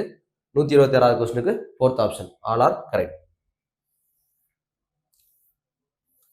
127வது question, which of the following describes about no person shall be Indian if he is voluntarily acquires foreign citizenship. தானாக முன்வந்து வெளிநாட்டு குடியுரிமை பெறும் ஒரு நபருக்கு இந்திய குடிமகனாக இருக்க இயலாது. இது எந்த ஆர்டிகல்? டைரக்டா நம்ம சொல்லிடலாம். ஆர்டிகல் நம்மளுக்கு 9. ஓகேங்களா? இதுல என்ன சொல்ல வராங்கன்னா டிஃபால்ட்டா சிங்கிள் சிட்டிசன்ஷிப் தான்.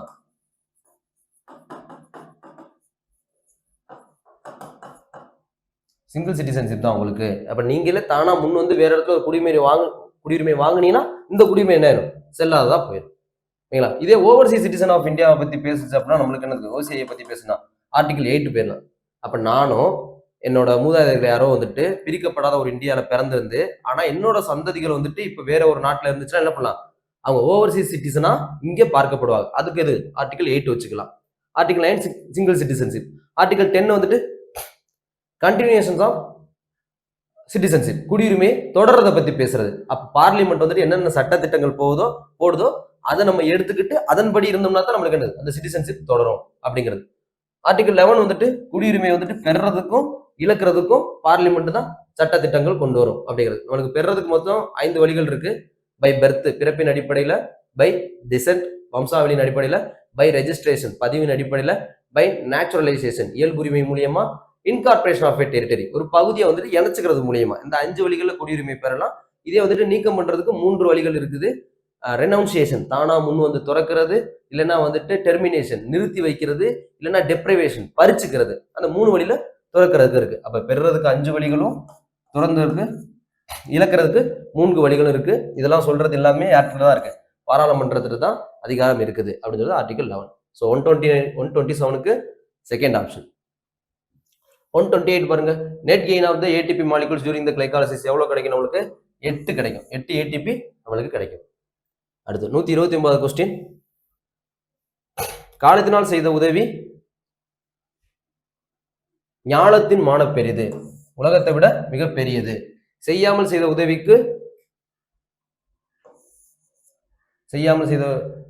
உதவிக்கு வையகமும் வானகமும் ஆற்றல் அரிது. மண்ணுலகும் விண்ணுலகும் கைமாறு. பயன் தூக்கா செய்த உதவி நயன் தூக்கி நன்மை கடலினும் பெரிது. திணை துணை நன்றி செய்யணும் பயன் கொள்வார். திணை துணை நன்றி செய்யணும் பனை துணையை கொள்வார் பயன் தெரிவர். அப்ப மிக பெரிதாக அவங்க போற்றி கருதுவாங்க. அப்படி பார்க்கல என்ன ஆன்சர் வரலாம்? 2, 4, 1, 3 option C. What is the magnetisation of the carbon molecule அப்படின்னு சொல்லி கேட்டிருக்காங்க. ஸோ கார்பன் மாலிகூல் பார்த்தோம்னா எப்போதுமே வந்துட்டு நம்மளுக்கு ஈஸியாகவே வந்துட்டு பாண்டா இருக்கும். ஓகேங்களா? ஏன்னா நம்மளுக்கு ஐசோடோப்ஸா பார்க்கையில வந்து நம்மளுக்கு வந்துட்டு இந்த இப்போ C16 ஃப்ளூரின் இல்லைன்னா வந்துட்டு C12 இந்த மாதிரி ஐசோடோப்ஸ் பார்க்குறோமா, அப்போ வந்துட்டு ஈஸியாகவே நம்மளுக்கு என்ன இருக்கும்? ஃபுல் அண்ட் ஃபுல் பாண்டா இருக்கும். அப்போ அதுக்குள்ள வந்துட்டு மேக்னட்டிசம் தனியாக உருவாயிருக்குமா அப்படின்னு சொல்லி கேட்டோம்னா இருக்காது. அப்படின்னா நம்ம சொல்லிக்கலாம் டயா மேக்னட்டிசம் அப்படின்னு சொல்லிக்கலாம். ஜீரோ மேக்னட்டிசம் ஒரு கான்செப்ட்லாம் நம்ம பார்க்க முடியாது. இதே பேரா மேக்னட்டிசம் அப்படின்னு சொல்லி எடுத்தோம்னா என்ன சொல்லலாம்? இப்ப சின்ன சின்ன மாலிகூல்ஸ்லாம் வந்துட்டு அப்படி கம்பைன் ஆகி வருமா? இப்போ வந்துட்டு ஆக்சிஜன் தனியா இருக்கும், அது கூட இன்னொன்று சேர்ந்து O2, இல்லைன்னா ஹைட்ரஜன் தனியாவே இருக்கும். இப்போ வாட்டர் மாலிகுலர்னா 2 ஹைட்ரஜன் ஒரு O சேர்ந்து நம்மளுக்கு H2O அப்படி தனியா வந்துட்டு ஃபார்ம் ஆகி வர்றதுக்கு ஒரு பாண்டு மூலியமா மேக்னட்டிசம் அட்டாச் ஆகி வந்துச்சு அப்படின்னா அது பேரா மேக்னட்டிசம். எதுவுமே இல்லாம டைட்டா வந்து கன்ஜஸ்டடா வந்துட்டு க்ளோஸ்டு பேக்கா இருக்கு அப்படின்னா அது டயா மேக்னட்டிசம். அப்ப கார்பன் மாலிகுல்னா எப்படி இருக்கும்னு சொல்லி பார்த்தோம்னா இப்ப ஃபுல்லுரின் அந்த மாதிரி இதெல்லாம் எடுத்து பார்த்தோம்னா அது ஒரு கார்பன் பார்ட்டிகல் தானே. அப்படி பார்க்கல டயா மேக்னட்டிசமா இருக்கும். ஸோ 130வது கொஸ்டினுக்கு ஆப்ஷன் பி.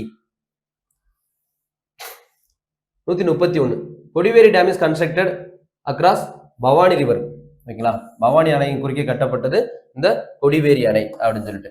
மிச்சப்படி நம்மளுக்கு இப்போ காவிரிலாம் வந்து பார்த்தோம்னா அங்கே கிருஷ்ணராஜ சாகர் டேம் இருக்கா, கேஆர்எஸ் டேமு, அதுல இருந்தா நம்மளுக்கு வரும் கிருஷ்ணராஜ சாகர் டேம். அங்கிருந்து வந்து ஒகேனக்கல் வழியா நம்மளுக்கு வந்துட்டு என்ன ஆகும், தருமபுரியில ஒகேனக்கல் அந்த நீர்வீழ்ச்சியை உண்டாக்கி அப்படியே அதை தாண்டி கிராஸ் பண்ணி நம்மளுக்கு சேலம் வரையில எங்க மேட்டூர் டேமு.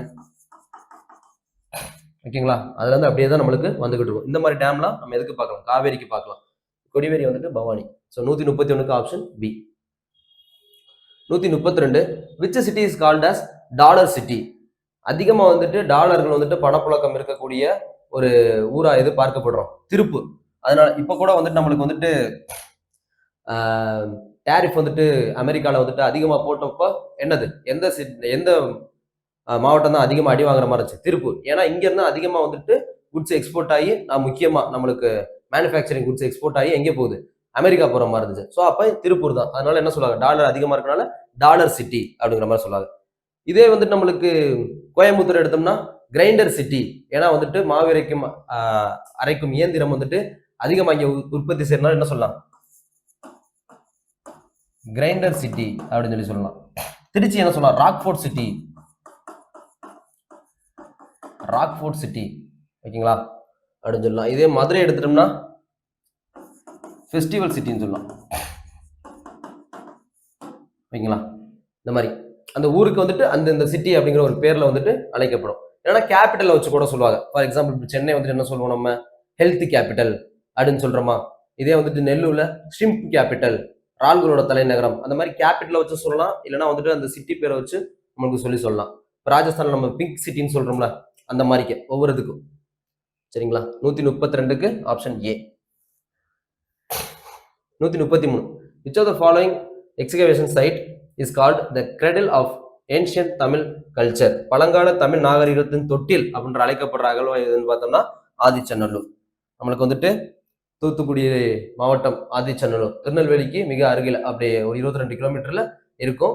அகழ்வாய்வு நடத்தி அங்க என்னது நம்மளுக்கு ஃபர்ஸ்ட் யார் போய் அங்கே அகழ்வாய்வு பண்ணியிருப்பான், ஆண்ட்ரூ ஜாகர் வந்துட்டு அகழ்வாய்வு பண்ணியிருப்பாப்புல.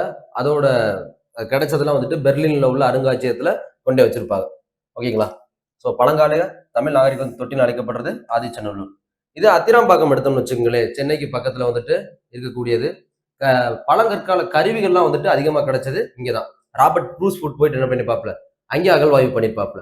ஓகே, இதே நம்ம அரிக்கமேடு எடுத்தோம்னா பாண்டிச்சேரிக்கு பக்கத்துல இருக்கும், மார்ட்டிமர் வீலர் அங்கே அகழ்வாய்வு பண்ணியிருப்பாங்க 1940s. ஓகேங்களா, எல்லாமே ரொம்ப முக்கியம் தான். கீழடி ரொம்ப முக்கியம், 10ஆம் கட்ட அகழ்வாய்வு போயிட்டு இருக்கு. பிளஸ் அங்கேருந்து நம்மளுக்கு கிடைச்சக்கூடிய அந்த சுடுமண்ணில் செய்யப்பட்ட பானைகள்ல இருந்து அந்த தமிழ் பிராமி எழுத்துக்கள்ல இருந்து எல்லாமே ரொம்ப முக்கியமாகவும் பார்க்கப்படுது. ஓகேங்களா, 133க்கு ஆப்ஷன் ஏ. அடுத்து மேட்ச் பண்ண சொல்லியிருக்காங்க. ஸோ லாகூர் கோட்டை. லாகூர் கோட்டை வந்துட்டு அக்பர் பதேபூர் சிக்ரி வேற கட்டியிருப்பாப்புல. அதுக்கு முன்னாடி வந்துட்டு அந்த புலந்தர் வாசா அப்படிங்கிற அந்த வெற்றி கோபுரம் வேற ஏற்படுத்தியிருப்பாப்புல. இதெல்லாம் ரொம்ப முக்கியமானது. அடுத்து ஜமி மசூதி வந்துட்டு அவுரங்கசீப். செங்கோட்டை வந்துட்டு ஷாஜகான், அது தாஜ்மஹால் எல்லாமே அவங்க தான் கொண்டாந்தது. அக்பரோட சமாதி வந்துட்டு ஜஹாங்கீர். ஆக்சுவலாக வந்து பார்த்தா அக்பரோட சமாதி அவரோட காலகட்டத்தில் எழுப்பப்பட்டது, கட்டி முடிக்கப்பட்டது வந்துட்டு ஜஹாங்கீர் பீரியட்ல தான் முடிச்சிருப்பாப்புல. ஏன்னா வந்துட்டு அக்பருக்கு அடுத்து ஜஹாங்கீர் தானே. பாபர், ஹுமாயூன், அக்பர், ஜஹாங்கீர், ஷாஜகான், அவுரங்கசீப். ஓகேங்களா, இந்த பாட்ஷா அப்படிங்கிற ஒரு ஷார்ட்கட்ல சொல்லுவாங்களா, ஸோ அந்த மாதிரி பார்க்கல. அதுக்கடுத்து ஜஹாங்கீர். ஸோ வந்துட்டு answer 2143. First, the expansion of the public sector was based on industrial policy resolution 1956 சொல்லியிருக்காங்க. நம்மளுக்கு ஃபர்ஸ்ட் இண்டஸ்ட்ரியல் பாலிசி எப்போ வரும், April 6, 1948. இதுக்கு மோஸ்ட்லி எதுக்கு தான் இம்பார்ட்டன்ஸ் கொடுத்துருப்பாங்க, அக்ரிகல்ச்சருக்கு இம்பார்ட்டன்ஸ் கொடுத்துருப்பாங்க. செகண்ட் இண்டஸ்ட்ரியல் பாலிசி 1956 வரும். அது எதுக்கு, பப்ளிக் செக்டார்ஸ். ஓகேங்களா, அதுக்கு இம்பார்ட்டன்ஸ் கொடுத்துருப்பாங்க. ஸோ ஃபர்ஸ்ட் ஸ்டேட்மெண்ட் என்னவா இருக்கு, கரெக்டா இருக்கு. Government has announce the new industrial policy இன் ஜூலை 1991. கரெக்டா, ஆமா கரெக்ட். ஏன்னா இதனால தான் நம்மளுக்கு என்ன இருக்கும், லிபரலைசேஷன், பிரைவேடைசேஷன், குளோபலைசேஷன். தனியார் மயமாக்குதல், தாராளமயமாக்குதல், உலகமயமாக்குதல். ஓகேங்களா, தாராளமயமாக்குதல், தனியார் மயமாக்குதல், உலகமயமாக்குதல் அப்படிங்கிற கான்செப்ட் உள்ள வந்திருக்கும். Government has not announced any industrial policy at all அப்படின்னு சொல்லியிருக்காங்க. இது தப்பு. ஏன்? ஏன்னா நமக்கு 1948ல 1956ல 1977ல 1980ல 1990 அண்ட் 91 இதுல எல்லாத்துலயும் என்ன வந்திருக்கும்? நமக்கு இண்டஸ்ட்ரியல் பாலிசி கவர்மெண்டால கொண்டு வரப்பட்டிருக்கும். அப்படி பார்க்கல எது மட்டும் தான் கரெக்டா இருக்கு? 1 and 2 மட்டும் தான் கரெக்டா இருக்கு. Option C. 136வது கொஸ்டின் பாருங்க. Consider the following statements. Saksham app is specially designed for voters with disabilities. Correct. இந்த ஆப் எதுக்கு கொண்டு வந்தாங்கன்னா டிசேபிள்டு பீப்புள்ஸ் இருக்கக்கூடிய ஓட்டர்ஸ்க்காண்டி டிசைன் பண்ண ஆப் தான் Saksham app. Okay. KYC app provides information about the candidates contesting in your constituency such as their education qualification and criminal records. ஆமா, know your candidate அப்படின்ட்டு என்ன கொண்டாந்தாங்க? இது மாதிரி நம்ம போய் பார்த்தோம்னா யார் நிற்கிறா, அவங்க வந்துட்டு மனு தாக்கல் பண்ண பிறகு அவங்களோட அசையம் மற்றும் அசையா சொத்துக்கள், அவங்க மேல எவ்வளவு கிரிமினல் ரெக்கார்ட்ஸ் இருக்கு, அவங்களோட டீட்டெயில்ஸ் எல்லாமே நம்மளுக்கு அதுல தெரிஞ்சுக்கிறோம். எதுக்கு அப்படின்னா அதை பார்த்து நம்ம ஓட் பண்றதுக்கு ஈஸியா இருக்கும் அப்படிங்கிறக்காண்டி. சரி, அப்ப இதை எடுத்துக்கலாம். சி விஜில் ஆப் எதுக்கு கொடுத்துருப்பாங்க? ஒரு வேலை வந்துட்டு இல்லீகல் ஆக்டிவிட்டிஸ் ஏதாவது நடந்திருக்கு, எலெக்ஷனோட கோட் ஆஃப் கண்டக்ட் வந்துட்டு பிரேக் பண்ற மாதிரி இருக்கு அப்படின்னா என்ன பண்ணிக்கலாமா? அந்த சி விஜில் ஆப்ல போயிட்டு நம்ம அதை நம்ம வந்து ரிப்போர்ட் பண்ணிக்கலாம். ஓகேங்களா? அப்ப இதை வச்சுக்கலாம். கரெக்ட் தான். Form 12D. Form 12D is used by the first time ஓட்டர்ஸ்னு கொடுத்துருக்காரு. ஃபர்ஸ்ட் டைம் ஓட்டர்ஸ்க்காண்டியே ஃபார்ம் 12D வரும். எதுக்காண்டி வரும் நம்மளுக்கு? நான் ஓட்டு போடலை அப்படின்னா எதில் போட்டுக்கணும்? போஸ்டல் பேலட்ல போட்டுக்கலாம். ஓகேங்களா? அதுக்காண்டி தான் என்ன வரும்? ஃபார்ம் 12D வரும். ஓகேங்களா? அப்போ இது என்னவா இருக்கு? தவறா இருக்கு. இதே ஃபார்ம் முன்னாடி 17A இருந்துச்சு. எதுக்கு? செக்ஷன் 49O கீழே வந்துட்டு 17A ஃபார்மை வச்சு நம்ம வந்துட்டு நெகட்டிவ் ஓட்டு கொடுக்குற மாதிரி இருந்துச்சு. இப்போ அது என்னவா மாறிடுச்சுன்னா none of the above NOTA அப்படிங்கிற வந்துருச்சா? ஏன்னா நம்மளுக்கு வந்துட்டு 2014ல 14வது கண்ட்ரியா என்ன கொண்டாந்துருக்கோம்? நோட்டா கொண்டாந்துருக்கோம். அதுக்கு முன்னாடி 2013ல விவிபேட் கொண்டாந்துருக்கோம். Voters verified paper audit trail அது கொண்டாந்துருக்கோம். ஓகேங்களா? நம்ம எப்போ ஓட்டு போடுவோம்? நேஷனல் ஓட்டர்ஸ் டே வந்துட்டு பார்த்தோம்னா Jan 25. ஏன்னா Jan 25 1950 நம்மளுக்கு என்ன வந்திருக்கும்? Election commission of India. அவங்க தான் ஃபுல்லா எலெக்ஷனும் நடத்த போறாங்களா அப்படி பார்க்கல. இன்னொன்று ஓட்டு போட நம்ம டைரக்டா போய் போடணும், இல்லைன்னா போஸ்டல் பேலட் வச்சுக்கலாம், இல்லைன்னா ப்ராக்சி ஓட்டு இருக்கு. யாருக்கு இருக்கு? ஆர்மி ஆபீசரா இருப்பாங்கல்ல, அவங்களுக்கு என்ன இருக்கு? ப்ராக்சி ஓட்டுல இருக்கு. அவங்க வந்து சொல்லி வேற ஆள் கூட நம்மளுக்கு ஓட் பண்ணிக்கிறதுக்கும் ஆப்பர்ச்சுனிட்டிஸ் கொடுத்துருக்காங்க. ஓகே, இந்த ஸ்டேட்மெண்ட் இதுல எது கரெக்டா இருக்கு? ஹவு மெனி எத்தனை ஸ்டேட்மெண்ட்ஸ் வந்துட்டு கரெக்டா இருக்குன்னு சொல்லியிருக்காங்க. ஃபர்ஸ்ட் 3மே கரெக்டா இருக்கு. ஒன்லி 3. Option C. 137 பாருங்க. Theory of inheritance of acquired characters was proposed by Lamarck. Jean Baptiste Lamarck அவர் தான் இது அக்வயர்டு கேரக்டர்ஸ். இதே நேச்சுரல் கேரக்டர்ஸ் கேட்டதானா theory of inheritance of natural கேரக்டர்ஸ்னா டார்வின் வருவாப்ல. ஓகேவா? 138வது கொஸ்டின் பாருங்க. Which Sangam literature carries them எந்த சங்க இலக்கியம் தம்மனை மற்றும் நும்மனை போன்ற வார்த்தைகள் கொண்டுள்ளது அப்படின்னு பார்த்தோம்னா அகநானூறு. அதுல வந்துட்டு எப்படின்னா தலைவிதான் வந்துட்டு இந்த இடத்துல பேசுற மாதிரி இருக்கும். தம்மனைனா அவங்களோட வீடு, நும்மனை அப்படின்னா அவங்க ஹஸ்பண்ட் வீடை பத்தி அப்படி சொல்றது. ஏன்னா வந்துட்டு பழங்காலத்துல வந்து பார்த்தோம்னா பெண்களை தான் வந்துட்டு முதன்மையா வச்சு சமூகம் வந்து செயல்பட்டது அப்படிங்கிறது இதுல நம்மளுக்கு தெரிய வருது. ஓகேங்களா? ஸோ வந்துட்டு தம்மனை மற்றும் நும்மனை போன்ற வார்த்தைகள் வந்துட்டு அகநானூல் இடம்பெற்றுள்ளது. 139வது question. The recently launched e-Rakam RAKAM portal is related to the welfare of எதுக்கு அப்படின்னு சொல்லி கேட்டிருக்காங்க. ஸோ ராஷ்டிரிய கிசான்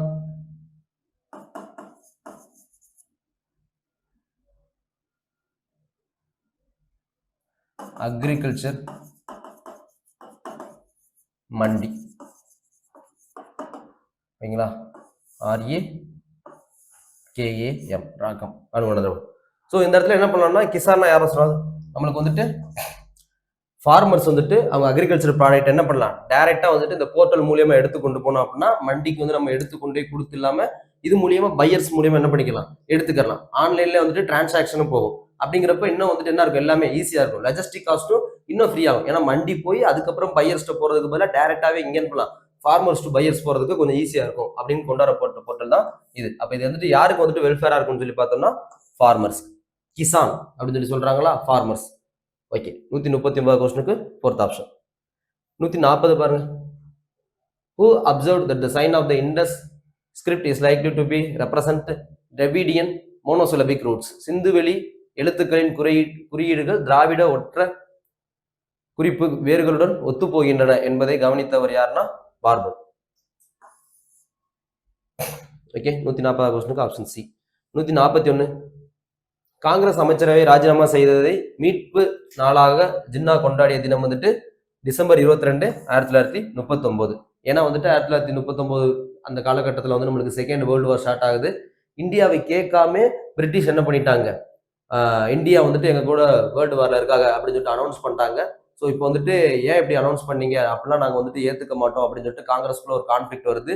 ஸோ அதோட எதிர்ப்பு தெரிவிக்கிறக்கான என்ன பண்ணிட்டாங்கன்னா அவங்க அது கவுன்சில்ல இருந்து வெளியே வந்துட்டு வெளிநடப்பு செஞ்சாங்க. செய்யப்பட்ட நாள் வந்துட்டு டிசம்பர் 22, 1939. அதை வந்துட்டு முஸ்லீம் லீக்ல என்னவா கொண்டாடுறாங்க, டே ஆஃப் டெலிவரன்ஸ் அப்படின்னு அழைக்கப்படுற மீட்பு நாளா கொண்டாடப்பட்டது.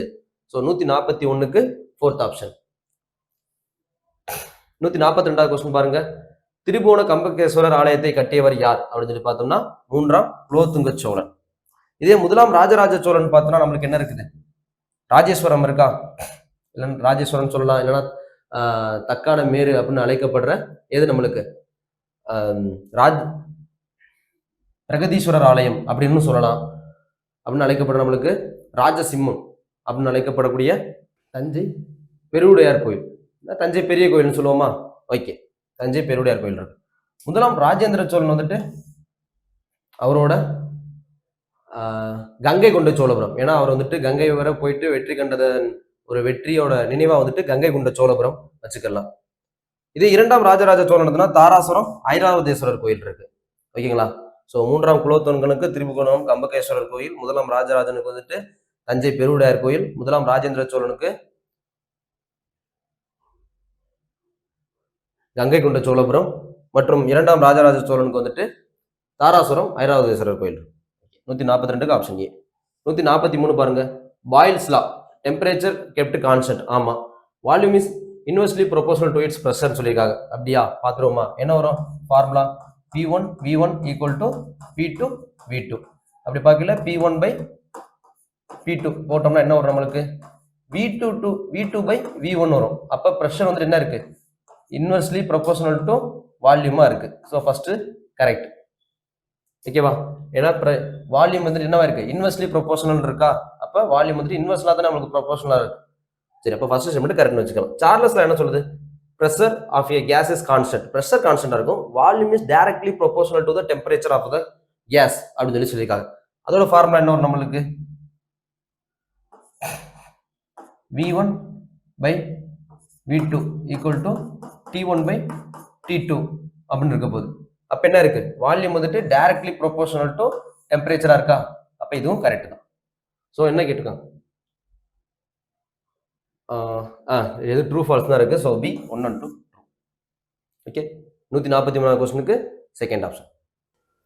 அடுத்து 144வது கொஸ்டின். ஒரு பக்கெட் ரிவர் கொடுத்துருக்காங்க, ஒரு பக்கெட் அதோட பிளேஸ் கொடுத்துருக்காங்க. மகாநதி பாஸ்டர் ஹில்ஸ். ஆமா, பாஸ்டர் ஹில்ஸ் சிகாவா ராய்ப்பூர் டிஸ்ட்ரிக்ட் சத்தீஸ்கர்ல இருக்கா. அங்க இருக்கக்கூடிய இடத்துல தான் என்ன ஆகுது, மகாநதி தோன்றுது. ஓகே, காவேரி எங்க, பிரம்மகிரி ஹில்ஸ் எங்க இருக்குது நம்மளுக்கு, தலைக்காவேரின்னு அழைக்கப்படுற அங்கே குடகு மலைகள்ல கர்நாடகத்துல இருக்கா. ஸோ அங்கேதான் இருக்கு, கரெக்டா வச்சுக்கலாம். நர்மதா எங்கே வரும் நம்மளுக்கு, அமர்கண்டக் ரேஞ்சில் வரப்போகுது. ஓகேங்களா. இதே தபதி வந்து பார்த்தோம்னா சாத்புரா ரேஞ்சில் வரும். ஸோ அப்போ இது ரெண்டும் என்ன இருக்கு, மிஸ்மேட்ச் ஆயிருக்கு. நம்மளுக்கு என்ன கேட்டிருக்காங்க, which are the following purse, எது வந்துட்டு கரெக்ட்னு தான் சொல்லி கேட்டிருக்காங்க. ஸோ எது கரெக்ட் வரும், 1 and 2 மட்டும்தான் கரெக்ட். ஓகேங்களா. 144க்கு ஆப்ஷன் பி. 145 பாருங்க. Choose the correct statement. Madras Native Association was founded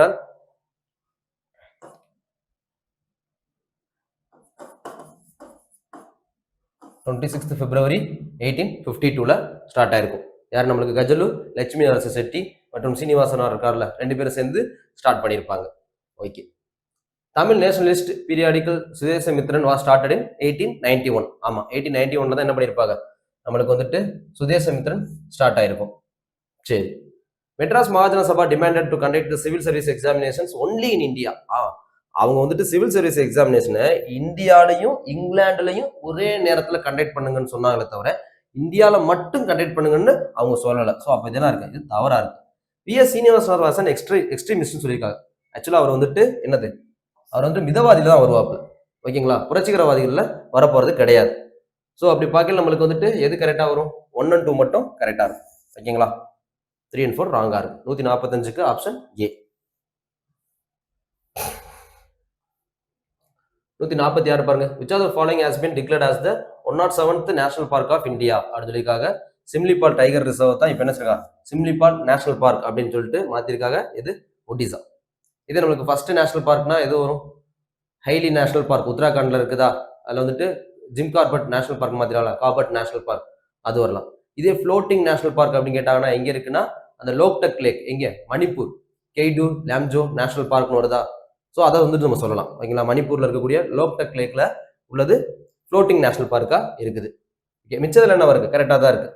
Valmiki national park, Bihar எல்லாமே ஓகே தான். ஹெமிஸ் வந்துட்டு லடாக் எல்லாமே ஓகே தான். ஸோ கரெக்டாக தான் இருக்கு. 107வது எது அப்படின்னு சொல்லி கேட்டாங்கன்னா நம்மளுக்கு ஒடிசா. இன்னொன்று நம்மளுக்கு 107 தான் இருக்கு. தமிழ்நாட்டில் வந்து கேட்டாங்கன்னா எத்தனை நேஷனல் பார்க் இருக்குன்னா 5 நேஷனல் பார்க் இருக்கு. ஓகேங்களா? 147 பாருங்க. Annual plans are implemented during the period of, எப்போ கொண்டு வரப்பட்டது அப்படின்னு சொல்லி பார்த்தோம்னா ஃபர்ஸ்ட் நம்மளுக்கு 1951 to 56 வந்துட்டு first 5 year plan Harrod Domar model. Second 5 year plan வந்துட்டு 1956 to 61 பிசி மகள்நோபிஸ் மாடல். அடுத்து மூன்றாவது 5 இயர் பிளான் 1961 to 66 வந்துட்டு வரும். WW ரூஸ்ட் என்ன சொல்லுவாப்ல, டேக் ஆஃப் ஸ்டேஜ்ல போகுது அப்படின்னு சொல்லி சொல்லுவாப்ல. ஆனா என்ன ஆகும், 1962 வந்துட்டு இந்தியா சீனா வார் வந்துடும். இதே 1965 வந்துட்டு இந்தியா பாகிஸ்தான் வார் வந்துடும். அதனால என்ன ஆயிரும், டவுன்ஃபாலை சந்திக்க ஆரம்பிக்கும், கண்டினியூ பண்ண முடியாது. ஸோ அடுத்து 3 வருஷத்துக்கு 66 to 69 வரைக்கும் என்ன பண்ணியிருப்பாங்க, நம்மளுக்கு ஆனுவல் பிளான்ஸ் விட்டுருப்பாங்க. ஸோ வந்துட்டு 147வது கொஸ்டினுக்கு ஆப்ஷன் சி. 149வது கொஸ்டின், கலிஃபா வந்துட்டு தன்னோட பதவியில வந்துட்டு ஆங்கிலேயர்களால் வந்துட்டு இறக்கப்பட்ட பிறகு அதை எதிர்த்து வந்துட்டு உருவாக்கப்பட்ட இயக்கம் வந்துட்டு கிலாஃபத் இயக்கம். மௌலானா முகமது அலி மற்றும் மௌலானா சவுகத் அலி அவரோட தலைமையில வந்துட்டு உருவாக்கப்பட்ட அந்த இயக்கம் வந்துட்டு தமிழகத்திலே வந்துட்டு முக்கிய பங்காற்றுனுச்சு. முக்கியமா வந்துட்டு மௌலானா சவுகத் அலி அவர்களால் வந்துட்டு அவரோட தலைமையில வந்துட்டு கிலாஃபத் தினம் வந்துட்டு தமிழகத்துல ஏப்ரல் 17 1920 வந்துட்டு அனுசரிக்கப்படுது. ஓகேங்களா? ஏப்ரல் 17 1920. மற்றும் வந்துட்டு தமிழகத்துல வந்துட்டு கிலாஃபத் இயக்கத்தின் முக்கிய மையம் எது அப்படின்னு சொல்லி கேட்டாங்கன்னா வாணியம்பாடி இயங்குனது. ஓகேங்களா? அதே நோட் பண்ணி வச்சுக்கோங்க. So 149க்கு option A. 150, பின்வருவற்றுள் யார் இடஒதுக்கீட்டு முறையை கோட்டா முறையை வெற்றிகரமாக செயல்படுத்துவதற்கு விதிமுறைகளை வகுத்து கொடுத்தது யாரு அப்படின்னு சொல்லி பார்த்தோம்னா நம்மளுக்கு முத்தையா முதலியார். ஓகேங்களா? சரி, அடுத்து 151வது question, what is the time limit within which a non-mini bill has to be sent to the state legislature by the governor for reconsideration? அப்படி சொல்லி பார்த்தோம்னா பெருசா வந்து நம்மளுக்கு என்ன டைம் லிமிட்டே ஃபிக்ஸ் பண்ணல. எதுக்கு, நான் மணி பில்லுக்கு ஃபிக்ஸ் பண்ணல. நம்மளுக்கு வந்துட்டு ஸ்டேட் லெஜிஸ்லேச்சர் மாநில சட்டமன்றத்தை பொறுத்து பார்த்தோம்னா அந்த டைம் லிமிட்ஸ் வர்றதுல எது பார்க்கணும்னா ஒன்று பக்கத்து லெஜிஸ்லேட்டிவ் அசம்பிளி இருக்கும், சட்டமன்றம், இன்னொன்று லெஜிஸ்லேட்டிவ் கவுன்சில். ஓகேங்களா? 2 இருக்கு. இப்போ ஒரு மசோதா வந்துட்டு அது நான் மணி பில்லா இருக்கட்டும்னு வச்சுங்களேன். ஒரு மசோதா வந்துட்டு எங்க அசம்பிளில இருந்து நம்மளுக்கு கவுன்சிலுக்கு போனுச்சு அப்படின்னா அதிகபட்சம் எவ்வளவு நாள் ஹோல்டு பண்ணலாம், 3 months அவங்க ஹோல்டு பண்ணலாம். இதுக்கப்புறம் இந்த பில்லு வந்துட்டு கவர்னர்கிட்ட போயிட்டு ரீகன்சிடரேஷன் ஆகி வருது, மறுபடியும் ஆய்வு பண்ணுங்கன்னு சொல்லி கொடுக்குறாங்க. அப்போ லெஜிஸ்லேட்டிவ் அசம்பிளில இருந்து கவுன்சிலுக்கு போனுச்சுன்னா எவ்வளவு மாசம் கொடுப்பாங்க, 1 மாசம் டைம் கொடுப்பாங்க. அவ்வளவுதானே தவிர அதுக்கப்புறம் இந்த பில்லு டைரக்டா யார்கிட்ட போயிடும், கவர்னர்கிட்ட போயிடும். யாருக்கு வந்துட்டு பெரிய அதிகாரம் கிடையாது, கவுன்சிலுக்கு கிடையாது. அப்ப ஜாயிண்ட் சிட்டிங் இல்லையானா இல்ல. ஓகேங்களா? ஜாயிண்ட் சிட்டிங் எங்க மட்டும்தான் வரும், நம்மளுக்கு பார்லிமெண்ட்ல மட்டும்தான் வருமே தவிர ஸ்டேட் லெஜிஸ்லேச்சர் மாநில சட்டமன்றங்கள்ல ஜாயிண்ட் சிட்டிங்கிறதே கிடையாது. மணி பில்லுக்கு எப்போதும் வரைக்கும் என்னது, இங்க இருந்து இங்க போறதுக்கு மணி பில்லுக்கு 14 நாள் மட்டும் அவங்க ஹோல்டு பண்ணிக்கலாம். அதுக்கப்புறம் அது மேல அவங்க திருத்தமோ மாற்றமோ எதுவுமே பண்ண முடியாது. ஏதாவது பரிந்துரை பண்ணலாமே தவிர அவங்க வந்துட்டு எதுவுமே மணி பில்ல பெருசா ஆக்ஷன் எடுக்க முடியாது. அவ்வளவுதான். அப்போ 151வது கொஸ்டினுக்கு வந்துட்டு 4th ஆப்ஷன். 152 பாருங்க, சூஸ் த கரெக்ட் பாரு. பதஞ்சலி மகாபாஷ்யம் கரெக்ட் தான். சூத்திரகா மிருச்சிக கடிதம், மிருச்சிக கடிதம். அடுத்து வராகமிகிற பஞ்ச சித்தாந்தா. ஸோ எல்லாமே கரெக்டாக தான் இருக்கு, ஆலா கரெக்ட். இன்னொன்று இந்த புக்ஸ் வந்துட்டு குப்தாஸ் பீரியட்ல வந்துட்டு நிறைய வந்திருக்கும். ஆரியபட்டர் எழுதுனா ஆரியபட்டியம் வச்சுக்கலாம். இல்லைன்னா நாடகம்னு பார்க்கறது வந்துட்டு நம்மளுக்கு வந்துட்டு காளிதாசர் வந்துட்டு மாளவிகா நிமித்திரம், சாகுந்தலம் அது பார்த்துக்கலாம். இல்லை கவிதை நூல்கள்னு பார்க்கல வந்துட்டு மேகதூதம், ரிது சம்ஹாரம், இல்லை காவியங்கள்னு பார்க்கல வந்துட்டு ரகுவம்சம், குமார வம்சம், இதெல்லாம் வந்துட்டு பார்த்து வச்சு. ஓகேங்களா? சரி, 152க்கு ஃபோர்த் ஆப்ஷன். 153 பாருங்க. சூஸ் த இன்கரெக்ட் ஸ்டேட்மெண்ட் தான் கேட்டிருக்காங்க. ஓகே, வேலுநாச்சியாரை பொறுத்து பார்க்கல வந்துட்டு 1730 ராமநாதபுரம் மாவட்டம் செல்லமுத்து சேதுபதிக்கும் சக்கந்தி முத்தாத்தாளுக்கும் மகளாய் பிறந்தவங்க தான் யாரு? வேலு நாச்சியார். அப்ப 1730 தான் அந்த இடத்துல வந்திருக்கணும். அவங்களுக்கு எப்படி அழைக்கப்படுறாங்க? சி இஸ் நோன் பை வீரமங்கை சொல்லலாம். Jhansi Rani of south India, தென்னிந்தியாவின் ஜான்சி ராணி அப்படின்ட்டு அழைக்கப்படுறாங்க. கரெக்ட் தான். சின்ன Marudhu was chief commander and பெரிய மருது வாஸ் இஸ் அட்வைசர் அப்படின்னு சொல்லி கொடுத்தாங்க. சின்ன மருது வேலுநாச்சியாரோட படை தளபதி ஆகவும் இல்ல, இவங்க வந்து என்ன இருப்பாங்க? ஆலோசகரா இருப்பாங்க. அப்ப பெரிய மருந்தா என்ன இருப்பாங்க? படை தளபதியா இருப்பாங்க. எந்த ஸ்டேட்மெண்டா இருக்கு? தவறா இருக்கு. நாலாவது பாருங்க, குயிலி உடையாள் என்கிற பெண்களின் படைப்பிரிவை தலைமையேற்று வழி நடத்தினார். ஆமா, கரெக்ட் தான். அப்படி பார்க்க நம்மளுக்கு இன்கரெக்ட் தான் கேட்டிருக்காங்க. ஸோ 1, 3 இன்கரெக்டா இருக்கு. Option B 1 and 3. Okay, 154 max. 155 who establish the orphanage named Balamandir. Okay, Balamandir எனப்படும் கைவிடப்பட்ட குழந்தைகளுக்கான ஆசிரமத்தை நிறுவியர் வந்துட்டு மஞ்சு பாஷினி. 155க்கு option C. 156 consider following committees with their standard purposes, choose how many pairs are correctly matched. சரி, okay. Justice Kurian Joseph committee எதுக்காக போட்டப்பட்டது? To review centre state relationship. ஓகேங்களா? ரொம்ப முக்கியமான கமிட்டி. இப்போ போடப்பட்டதுல மத்திய மாநில உறவுகளை ஆய்வு பண்றதுக்காக வந்துட்டு தமிழக முதல்வரால் போடப்பட்டது வந்துட்டு ஜஸ்டிஸ் குரியன் ஜோசப் கமிட்டி. இதுக்கு முன்னாடி நம்ம 1969 வந்துட்டு எது பார்த்துருப்போம்? PV ராஜமன்னார் கமிட்டி பார்த்துப்போம். அதுக்கப்புறம் இது என்னது? ஜஸ்டிஸ் குரியன் ஜோசப் கமிட்டி வந்துட்டு ரொம்ப முக்கியமானது. ஸோ இது வந்துட்டு கரெக்டாக தான் மேட்ச் ஆயிருக்கு. நம்மளோட கூட்டாட்சியை வந்துட்டு மேம்படுத்துறதுக்காண்டி தான். ஓகேங்களா? சரி. Madhav Gadgil committee to study the western Ghat system. Correct தான். ஓகே, இதை தாண்டி வந்து பார்த்தோம்னா இன்னும் கமிட்டிஸ்லாம் இருக்கு. ஃபார் எக்ஸாம்பிள் வந்துட்டு நம்மளுக்கு கேஸ்ட் சென்சஸ்க்கு வந்துட்டு குலசேகரன் கமிட்டி போட்டாங்க. நேஷனல் எஜுகேஷன் பாலிசி 2020 இருக்குல்ல, கஸ்தூரி ரங்கனால கொண்டாடப்பட்டது, அதை வந்துட்டு ஆய்வு பண்றதுக்கு முருகேசன் கமிட்டி போட்டிருந்தாங்க. இந்த மாதிரி கமிட்டிஸ்லாம் பார்த்துக்க முடியும். பிளஸ் வந்துட்டு நம்மளுக்கு இப்போ பெண்களோட வயதை வந்துட்டு 18 இருந்து 21 மாத்துறதுக்கு வந்துட்டு ஜெயா ஜெட்லி கமிட்டி போட்டிருந்தாங்களா? அந்த மாதிரி கமிட்டிஸ்லாம் பார்த்து வச்சுக்கணும். எது வேணாலும் நம்மளுக்கு கேட்கலாம். ஓகேங்களா? ஓகே. வி நாகநாதன் கமிட்டி எதுக்கு போட்டாங்கன்னா எலிஃபென்ட் காரிடார்ஸ் வந்துட்டு தமிழ்நாட்டில் வந்துட்டு ஏற்படுத்தி அதை வந்துட்டு மேனேஜ் பண்றதுக்காண்டி. இப்போ எத்தனை காரிடார்ஸ் தமிழ்நாட்டில் இருக்குன்னு பார்த்தோம்னா 42 எலிஃபென்ட் காரிடார்ஸ் இருக்கு. ஓகேங்களா? இதெல்லாம் ஏன் பார்த்து வைக்கணும்னா நம்மளுக்கு வந்துட்டு யானைகள் வந்துட்டு ட்ரெயின் ஆக்சிடென்ட்ஸ்ல வந்துட்டு நம்மளுக்கு என்ன ஆகுது? இறந்து போறது இந்த மாதிரிலாம் இருக்கா? ஸோ அவங்களோட வழித்தடங்களை வந்து பாதுகாத்து எடுத்துட்டு போனா தான் யானைகள் வந்துட்டு பாதுகாக்கப்படணும் அப்படிங்கிறது ஒரு முக்கிய நோக்கமாகவும் பார்க்கப்படுது. ஸோ நாகநாதன் கமிட்டி வந்துட்டு எதுக்குன்னா எலிஃபென்ட் காரிடார்ஸை மேனேஜ் பண்றதுக்காண்டி. ஜஸ்டிஸ் ஏகே ராஜன் கமிட்டி வந்துட்டு எதுக்கு போட்டிருந்தாங்க? To study the impact of NEET exam on medical admissions. இதுக்கு வரப்போகுது. ஓகேங்களா? சரி, இந்த கமிட்டிஸ் எல்லாமே ரொம்ப முக்கியமான கமிட்டிஸ் தான், பார்த்துப்போம். 156க்கு இப்போ என்ன கேட்டிருக்காங்க? கரெக்ட்லி மேட்ச் எத்தனைன்னு கேட்டிருக்காங்க. ஹவு மெனி பேர்ஸ், எத்தனை பேர் கரெக்டாக மேட்ச் இருக்கு? ஃபர்ஸ்ட் 2 மட்டும் தான் கரெக்டாக மேட்ச் இருக்கு. So option B 2. அடுத்து 158வது question, choose the incorrect statement அப்படின்னு சொல்லி கேட்டிருக்காங்க. சரி, okay. First Mysore war was concluded by Madras treaty. ஆமா, மெட்ராஸ் ட்ரீட்டி மூலியமா தான் கன்க்ளூட் பண்ணாங்க. April 4, 1769. கரெக்ட் தான். ஓகேங்களா? ஒருவேளை இந்த மாதிரி கொஞ்சம் டெப்தா டீடைல்ஸ்லாம் நமக்கு தேவைன்னா ஸ்பெக்ட்ரம் புக்ல வந்துட்டு அதில் கூட நம்மளுக்கு வந்துட்டு ரெஃபரன்ஸ்க்கு வந்து எடுத்துக்கலாம். ஓகே, நம்ம குரூப் ஒன்றுக்குமே வந்துட்டு பயங்கர யூஸாக இருக்கும். ஏன்னா மெயின்ஸ் எழுதும் போதுக்கும் அதுக்கு நம்ம பார்த்துக்கலாம். சரி, second Mysore war was concluded by Mangalore treaty. ஓகேங்களா? மங்களூர் ட்ரீட்டி மூலியமா தான் முடிச்சிருப்பாங்க. நம்மளுக்கு 1784 ஓகே தான். பட் ஜூன் வராது, நம்மளுக்கு என்ன வரும்? மார்ச் வரும். ஓகேங்களா? அப்போ இது என்னவா இருக்கு? தவறா இருக்கு. அடுத்து வந்து பார்த்தோம்னா the fourth Mysore was concluded by Srirangapatnam treaty in 1792 March 18. நம்மளுக்கு ஆக்சுவலா என்னது? தேர்ட் மைசூர் வாரே இதுல தான் ஸ்ரீரங்கப்பட்டம் ட்ரீட்டி மூலியமா தான் முடிச்சிருப்பாங்க. ஃபோர்த் மைசூர் வாருக்கு நம்ம ட்ரீட்டியே போட தேவையில்லை. ஏன்னா வந்துட்டு நம்மளுக்கு ஹைதர் அலி திப்பு சுல்தான் வந்துட்டு அதுல இறந்துறாப்ல. அப்ப ட்ரீட்டி போட யாருமே இருக்க போறது இல்லை. அப்ப 3 முடிஞ்சு போயிடும். நம்மளுக்கு எது இன்கரெக்ட் தான் கேட்டிருக்காங்க.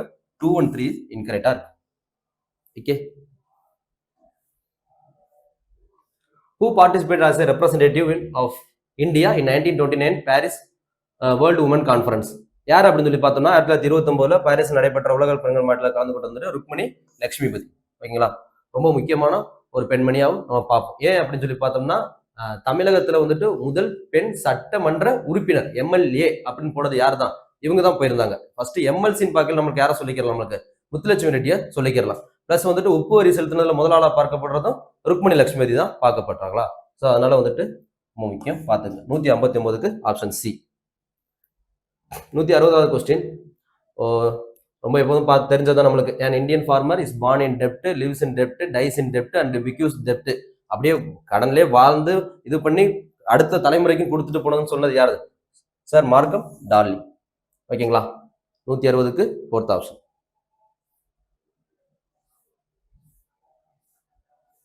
when was the Bharata Mata association established? எப்போ அப்படின்னு சொல்லி பார்த்தோம்னா நம்மளுக்கு நீலகண்ட பிரம்மச்சாரி அவர்களால் வந்துட்டு 1909 1910 காலகட்டங்கள்ல நம்மளுக்கு என்ன பண்றது, கொண்டாடப்பட்டது. ஓகேங்களா, ஆஷ் படுகொலையோட முதல் குற்றவாளியா பார்க்கப்படுறதும் நீலகண்ட பிரம்மச்சாரி அவர்கள் தான். ஏன்னா வந்துட்டு பாரத மாதா அசோசியேஷன் மூலியமா தான் ஆஷை வந்துட்டு வாஞ்சிநாதன் வந்துட்டு படுகொலையும் செஞ்சிருப்பாங்க. ஓகே, ஒருவேளை வந்துட்டு ஆஷுக்கு வந்துட்டு யார் வந்துட்டு துப்பாக்கி வந்துட்டு சுட சொல்லி கொடுத்ததுன்னு கேட்டாங்கன்னா ப்ரௌனிங் ரக துப்பாக்கி வந்துட்டு வாவேசு ஐயர் அவர்களால் வந்துட்டு பயிற்சி அளிக்கப்பட்டிருக்கும். அவருக்கு எங்கே அளிக்கப்பட்டிருக்குன்னு பார்த்தோம்னா நம்மளுக்கு வந்துட்டு பாரிஸ் போகலாம். ஏன்னா ஃபர்ஸ்ட் அவர் லண்டன்ல தான் இருப்பாரு. பட் அந்த லண்டன்ல உள்ள எல்லா கான்ஃபரன்ஸையும் காலி பண்ண போறோம், அங்கேருந்து ஷிஃப்டா எல்லாரும் எங்கே போயிருவாங்க, பாரிஸ் போயிருவாங்க. நம்ம இது படிச்சிருப்போமா, இந்தியன் சோசியாலஜிஸ்ட்லாம் எழுதுனது வந்துட்டு ஷியாம்ஜி கிருஷ்ணவர்மா, அவங்களோட தான் எல்லாமே ஒரு டைப் ஆகி பார்ட்டியில ஒன்னா இருப்பாங்க. 162வது கொஸ்டினுக்கு ஆப்ஷன் சி. 163வது கொஸ்டின், பின்வரும் எந்த பாண்டிய மன்னன் 3வது தமிழ் சங்கத்தை மதுரையில் நிறுவினார்? முதல் தமிழ் சங்கம் அப்படின்னு சொல்லி பார்த்தோம்னா காய்ச்சின வழுதி முதல் கடுங்கோவரை. செகண்ட் வந்து பார்த்தோம்னா வேண்டர் செலியன் முதல் முடர் திரு மாறன் வரை. 3வது வந்து பார்த்தோம்னா முடர் திரு மாறன் முதல் உக்கிர பெருவழுதி வரை. இதே 4ஆம் தமிழ் சங்கம் கேட்டாங்கன்னா வஜ்ரநந்தி சொல்லிட்டு போம். ஓகேங்களா, ஸோ அப்போ வந்துட்டு 163வது கொஸ்டினுக்கு ஆப்ஷன் சி முடர் திரு மாறன். அடுத்து நேஷனல் அக்ரிகல்ச்சர் இன்சூரன்ஸ் ஸ்கீம் வந்துட்டு ஆப்ஷன் சி. எப்போ 1999 தான் நம்மளுக்கு இன்ட்ரோடியூஸ் பண்ணாங்க. 166வது கொஸ்டின், புலி தன் குட்டிகளை காப்பது போல மக்களை மன்னன் காத்தான் என்னும் செய்தி இடம்பெற்றுள்ள சங்ககால இலக்கியம் வந்துட்டு புறநானூறு. 166க்கு option A. Okay, which of the following region is most prone to earthquake அப்படின்னு சொல்லியிருக்காங்க. இவற்றுள் அதிகமான நிலநடுக்கம் ஏற்படும் பகுதி எது அப்படின்னு சொல்லி கேட்டிருக்காங்க. நம்மளுக்கு வந்து கங்கா பிரம்மபுத்திரா வேல்யூ வரும். ஏன் அப்படின்னு சொல்லி பார்த்தோம்னா நம்மளுக்கு வந்துட்டு அந்த யுரேஷியன் பிளாட்டியூ மேல வந்துட்டு நம்மளுக்கு என்னது டிபேட்டியன் பிளாட்டியூ மேல யுரேஷியன் பிளாட்டியூ மோதி இருக்கா. ஸோ ஹிமாலயாஸ் வந்து நம்மளுக்கு ஃபார்ம் ஆயிருக்கு. ஸோ இந்த ரீஜியன்ல தான் நம்மளுக்கு என்ன ஆகுது, நம்மளுக்கு அதுல இருந்து தான் கங்கை இங்கிட்டு வந்துட்டு பிரம்மபுத்திரா வருதா. ஸோ இந்த ரீஜன்ல எப்போதுமே நம்மளுக்கு என்ன இருக்கும், அந்த மூவ்மெண்ட் இருந்துகிட்டே தான் இருக்கும். அதனால நம்மளுக்கு என்ன இருக்கும், எர்த்குவேக் வந்துட்டு ஈஸியா காசு ஆகலாம். அதனால தான் நம்மளுக்கு வந்து பார்த்தோம்னா இந்த உத்தரகாண்ட் ரீஜன்ல நம்மளுக்கு லேண்டு சப்சைட் ஆகுதா, உள்ள அமுங்கி போறது எல்லாமே வர்றதுக்கு ஒரு காரணமா பார்க்கப்படுது. ஸோ 168வது கொஸ்டினுக்கு ஆப்ஷன் ஏ. 169 பாருங்க, இந்து தர்ம பர்வதினி சபை என்னும் அமைப்பை யாரால் எந்த ஆண்டு தொடங்கப்பட்டது அப்படின்னு சொல்லி பார்த்தோம்னா மதன் மோகன் மாளவியா அவர்களால் வந்துட்டு 1906 தொடங்கப்பட்டது. பிளஸ் நம்ம ஆல்ரெடி நம்ம இதுல பார்த்துருப்போம், ராஜாராம் மோகன் ராய் வந்துட்டு 1828 பிரம்ம சமாஜம் தொடங்கியிருப்பாப்லையா, அது வச்சுக்கலாம். ஈஸ்வர சந்திர வித்யாசாகர் வந்து பார்த்தோம்னா நம்மளுக்கு நவீன வங்காள உரைநடையின் தந்தை அப்படின்னு அழைக்கப்படுறாப்புல. ஓகேங்களா, மற்றும் வந்துட்டு விதவை மறுமண வர்றதுக்கு வந்துட்டு ஒரு முக்கியமான காரணமாகவும் அவர் பார்க்கப்படுது. 171வது question, fiscal deficit is equal to அப்படின்னு சொல்லி கேட்டிருக்காங்க, நிதி பற்றாக்குறை. ஸோ நம்மளுக்கு பேசிக்கா வந்து பார்த்தோம்னா பட்ஜெட்ல என்னென்ன இருக்கும், ரெவன்யூ ரெசிப்ட்ஸ் இருக்கும், கேபிட்டல் ரெசிப்ட்ஸ் இருக்கும். அப்ப இது என்னது, நம்மளுக்கு ரெவன்யூ வருமானத்தை பத்தி பேசுறது. இன்னும் நம்மளுக்கு என்ன இருக்கும், revenue expenditure plus capital expenditure. ஓகேங்களா, அப்ப இது வந்துட்டு என்னது, செலவுகளை குறிக்க போகுது. ஓகே, அப்ப டோட்டல் எக்ஸ்பெண்டிச்சர்ல இருந்து டோட்டல் ரெவன்யூ மைனஸ் பண்ணோம்னா நம்மளுக்கு என்ன கிடைக்கும், பட்ஜெட் டெபிசிட் கிடைக்கும். ஓகேங்களா, பட்ஜெட் பற்றாக்குறை வந்து நம்மளுக்கு கிடைக்கும். இதுல இருந்து இந்த ஒட்டுமொத்தத்துல இருந்து பட்ஜெட் டெபிசிட்ல இருந்து நம்மளுக்கு என்ன பண்றோம், நம்மளுக்கு வந்துட்டு மார்க்கெட் பாரோயிங்ஸ் இல்ல அதர் லயபிலிட்டிஸ் எல்லாத்தையும் மைனஸ் பண்ணோம்னா நம்மளுக்கு என்ன கிடைக்கும், அப்பதான் நம்மளுக்கு என்ன கிடைக்கும், பிசிக்கல் டெபிசிட் கிடைக்கும். ஸோ 171க்கு ஆப்ஷன் பி. ஓகேங்களா, பட்ஜெட் டெபிசிட்ல இருந்து மார்க்கெட் பாரோயிங்ஸ் இல்ல அதர் லயபிலிட்டிஸை நம்ம மைனஸ் பண்ணி எடுத்தோம்னா நம்மளுக்கு பிசிக்கல் டெபிசிட் கிடைக்க போகுது. ஸோ 171க்கு ஆப்ஷன் பி. 172 பாருங்க, which of the following are known for their black magic and witchcraft. அவங்களுக்குலாம் யாரை சொல்லலாம், குறும்பா சொல்லலாம். ஓகேங்களா, படுகா வந்து பார்த்தோம்னா ட்ரைபல் ட்ரைபல்ல கிளாஸிஃபை பண்ணியிருப்பாங்க, ஆனா வந்துட்டு பேக்வர்ட் கிளாஸ்ல வந்துட்டு மென்ஷன் ஆயிருக்குன்னு சொல்லிட்டு ஒரு ஸ்கூல் புக்லயே கொடுத்துருக்காங்க. ஓகேங்களா? இதே வந்து நம்மளுக்கு கோட்டா பார்த்தோம்னா இந்த டேட்டூஸ் அதுக்கெல்லாம் வந்துட்டு கோட்டா வச்சுக்கலாம். தோடா வந்து பார்த்தோம்னா அவங்களுக்கு வந்து மில்கிங்கு, கிரேசிங்கு அந்த மாதிரி நம்மளுக்கு என்னது விவசாயம் சார்ந்த உள்ள தோடர்கள் வந்துட்டு பாக்குறாங்க. இதுல விச் கிராஃப்ட் வந்து பார்க்கல நம்மளுக்கு யாருக்கு சொல்லலாம்? குறும்பாஸ்க்கு சொல்லலாம். மாய வித்தை, மந்திரங்கள் இதெல்லாம் வந்துட்டு குறும்பாஸ். 172க்கு ஃபோர்த் ஆப்ஷன். ஓகே. 173 கொள்ளேரற்றுள் கூடஞ்சுவானை மறுமையும் புள்ளேல ஆயமகள் அப்படின்னு சொல்லி கொடுத்துருக்காங்களா? புல்லாலே ஆயமகள் அப்படின்னு சொல்லி கொடுத்துருக்காங்களா? அது வந்துட்டு என்னது? கொம்பு வச்ச அந்த நம்ம அந்த காளையை வந்துட்டு பார்த்து பயப்படுறவனுக்கு இந்த ஜென்மத்துல இல்ல மறு ஜென்மத்திலும் யாரு ஆயமகள் வந்துட்டு அவங்கள வந்துட்டு பார்க்க மாட்டாங்க அப்படின்னு சொல்லிட்டு பெண்கள் வந்துட்டு அவங்கள இது பண்ண மாட்டாங்க அப்படின்னு சொல்லி சொல்லியிருக்காங்க. ஸோ அப்படின்னா என்ன சொல்ல வர்றாங்க டைரக்டா? ஏன்ஷியன்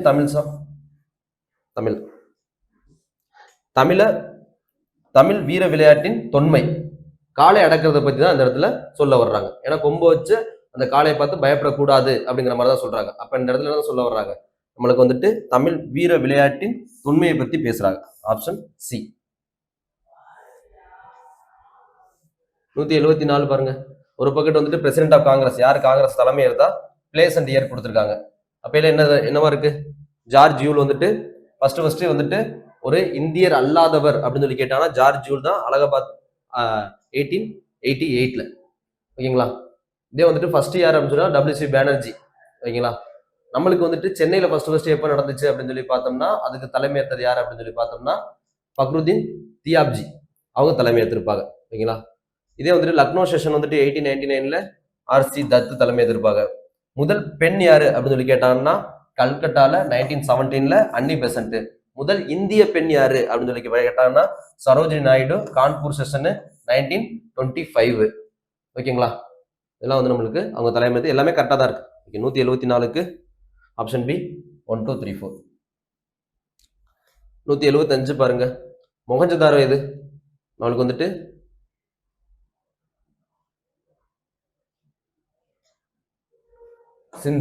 சிந்து பாகிஸ்தான்ல இருக்கக்கூடிய, பனவாலி ராஜஸ்தான், ஷிக்ராப்பூர் வந்துட்டு குஜராத், ஹரப்பா வந்துட்டு பஞ்சாப் பாகிஸ்தான். ஓகேங்களா? அப்படி பார்க்கல 4 3 1 2 ஆப்ஷன் பி. முக்கியமா நம்மளுக்கு இன்னொன்று குஜராத்ல வந்துட்டு லோத்தல் இருக்கும்.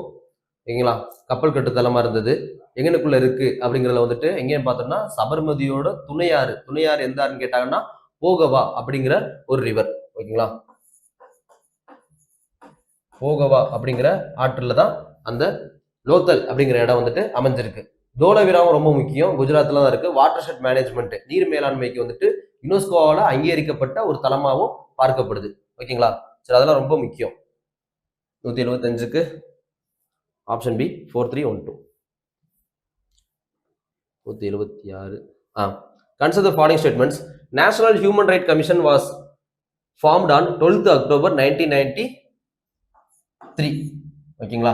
12th October 1993ல எப்படி வந்துச்சு அப்படின்னு சொல்லி பார்த்தோம்னா 1945ல வந்துட்டு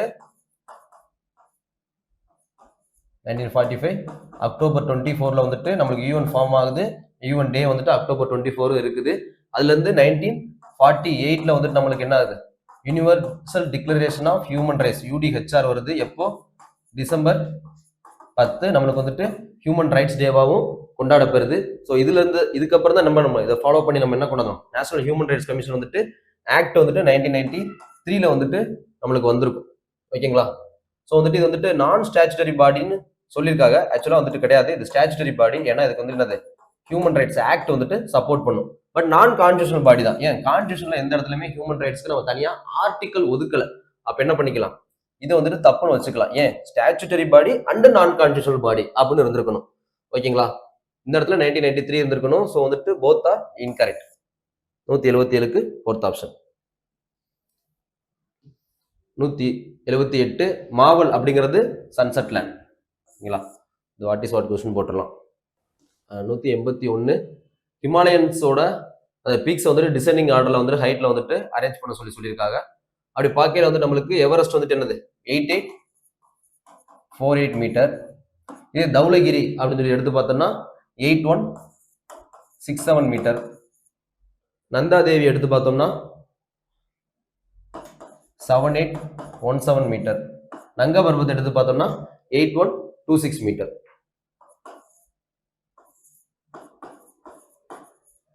அப்ப என்ன வரலாம் நம்மளுக்கு? 1 3 4 2. ஸோ 181க்கு option B. Who among the following leaders of Tamil Nadu was first imprisoned and also known as Salem warrior அப்படின்னு சொல்லி பார்த்தா சேலம் விஜயராவாச்சாரி. ஓகேங்களா? தமிழ்நாட்டு தீவிரவாதத்தின் தந்தை அப்படின்னு அழைக்கப்படக்கூடிய Salem Vijayaraghavachari. Choose the correct statements. Santhal swear from Rajmahal hills. ஆமா, சாந்தல் கிளர்ச்சி நம்மளுக்கு வந்துட்டு படிச்சிருப்போம்ல, யாரு? சித்து மற்றும் கனு அவர்களால் தொடங்கப்பட்ட சாந்தல் கிளர்ச்சி 1855 to 56. இதே வந்துட்டு கோல் கிளர்ச்சி கேட்டாங்கன்னா 1831 இருந்து 32 பிந்த்ராய் மற்றும் சிங்ராய் வருவாங்க. இதே இண்டிகோ கிளர்ச்சினா 1859 60 காலகட்டங்கள். இதே முண்டா கிளர்ச்சின்னு பார்த்தோம்னா 1899 இருந்து 1900. ஓகேங்களா? அதுல வந்துட்டு பிர்சா முண்டாவுக்கு வந்துட்டு இப்போ வந்துட்டு கௌரவிக்கிறக்காண்டி ஒரு தினம் கொண்டாடப்படுறோமா? என்னது? ஜன்ஜாத்தியா கௌரவ் திவாஸ்.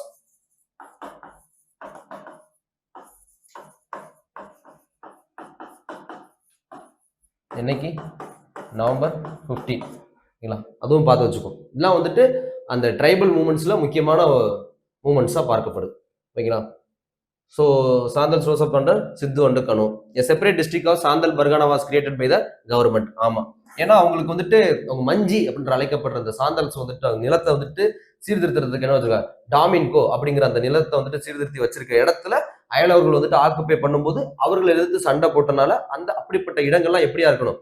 சாந்தல் பர்கானா அப்படிங்கிற இடமா வந்துட்டு அறிவிக்கப்பட்டு அவங்களுக்கே கொடுக்கப்பட்டு முடிஞ்சிச்சு. இதான் அந்த சாந்தல் கிளர்ச்சியோட ஒரு ஷார்ட் ஃபார்மாக கூட பார்க்கலாம். ஓகேங்களா?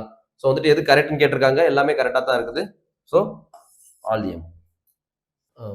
Choose the correct answer. Nana Sahib was adopted son of Peshwa Bajirao II.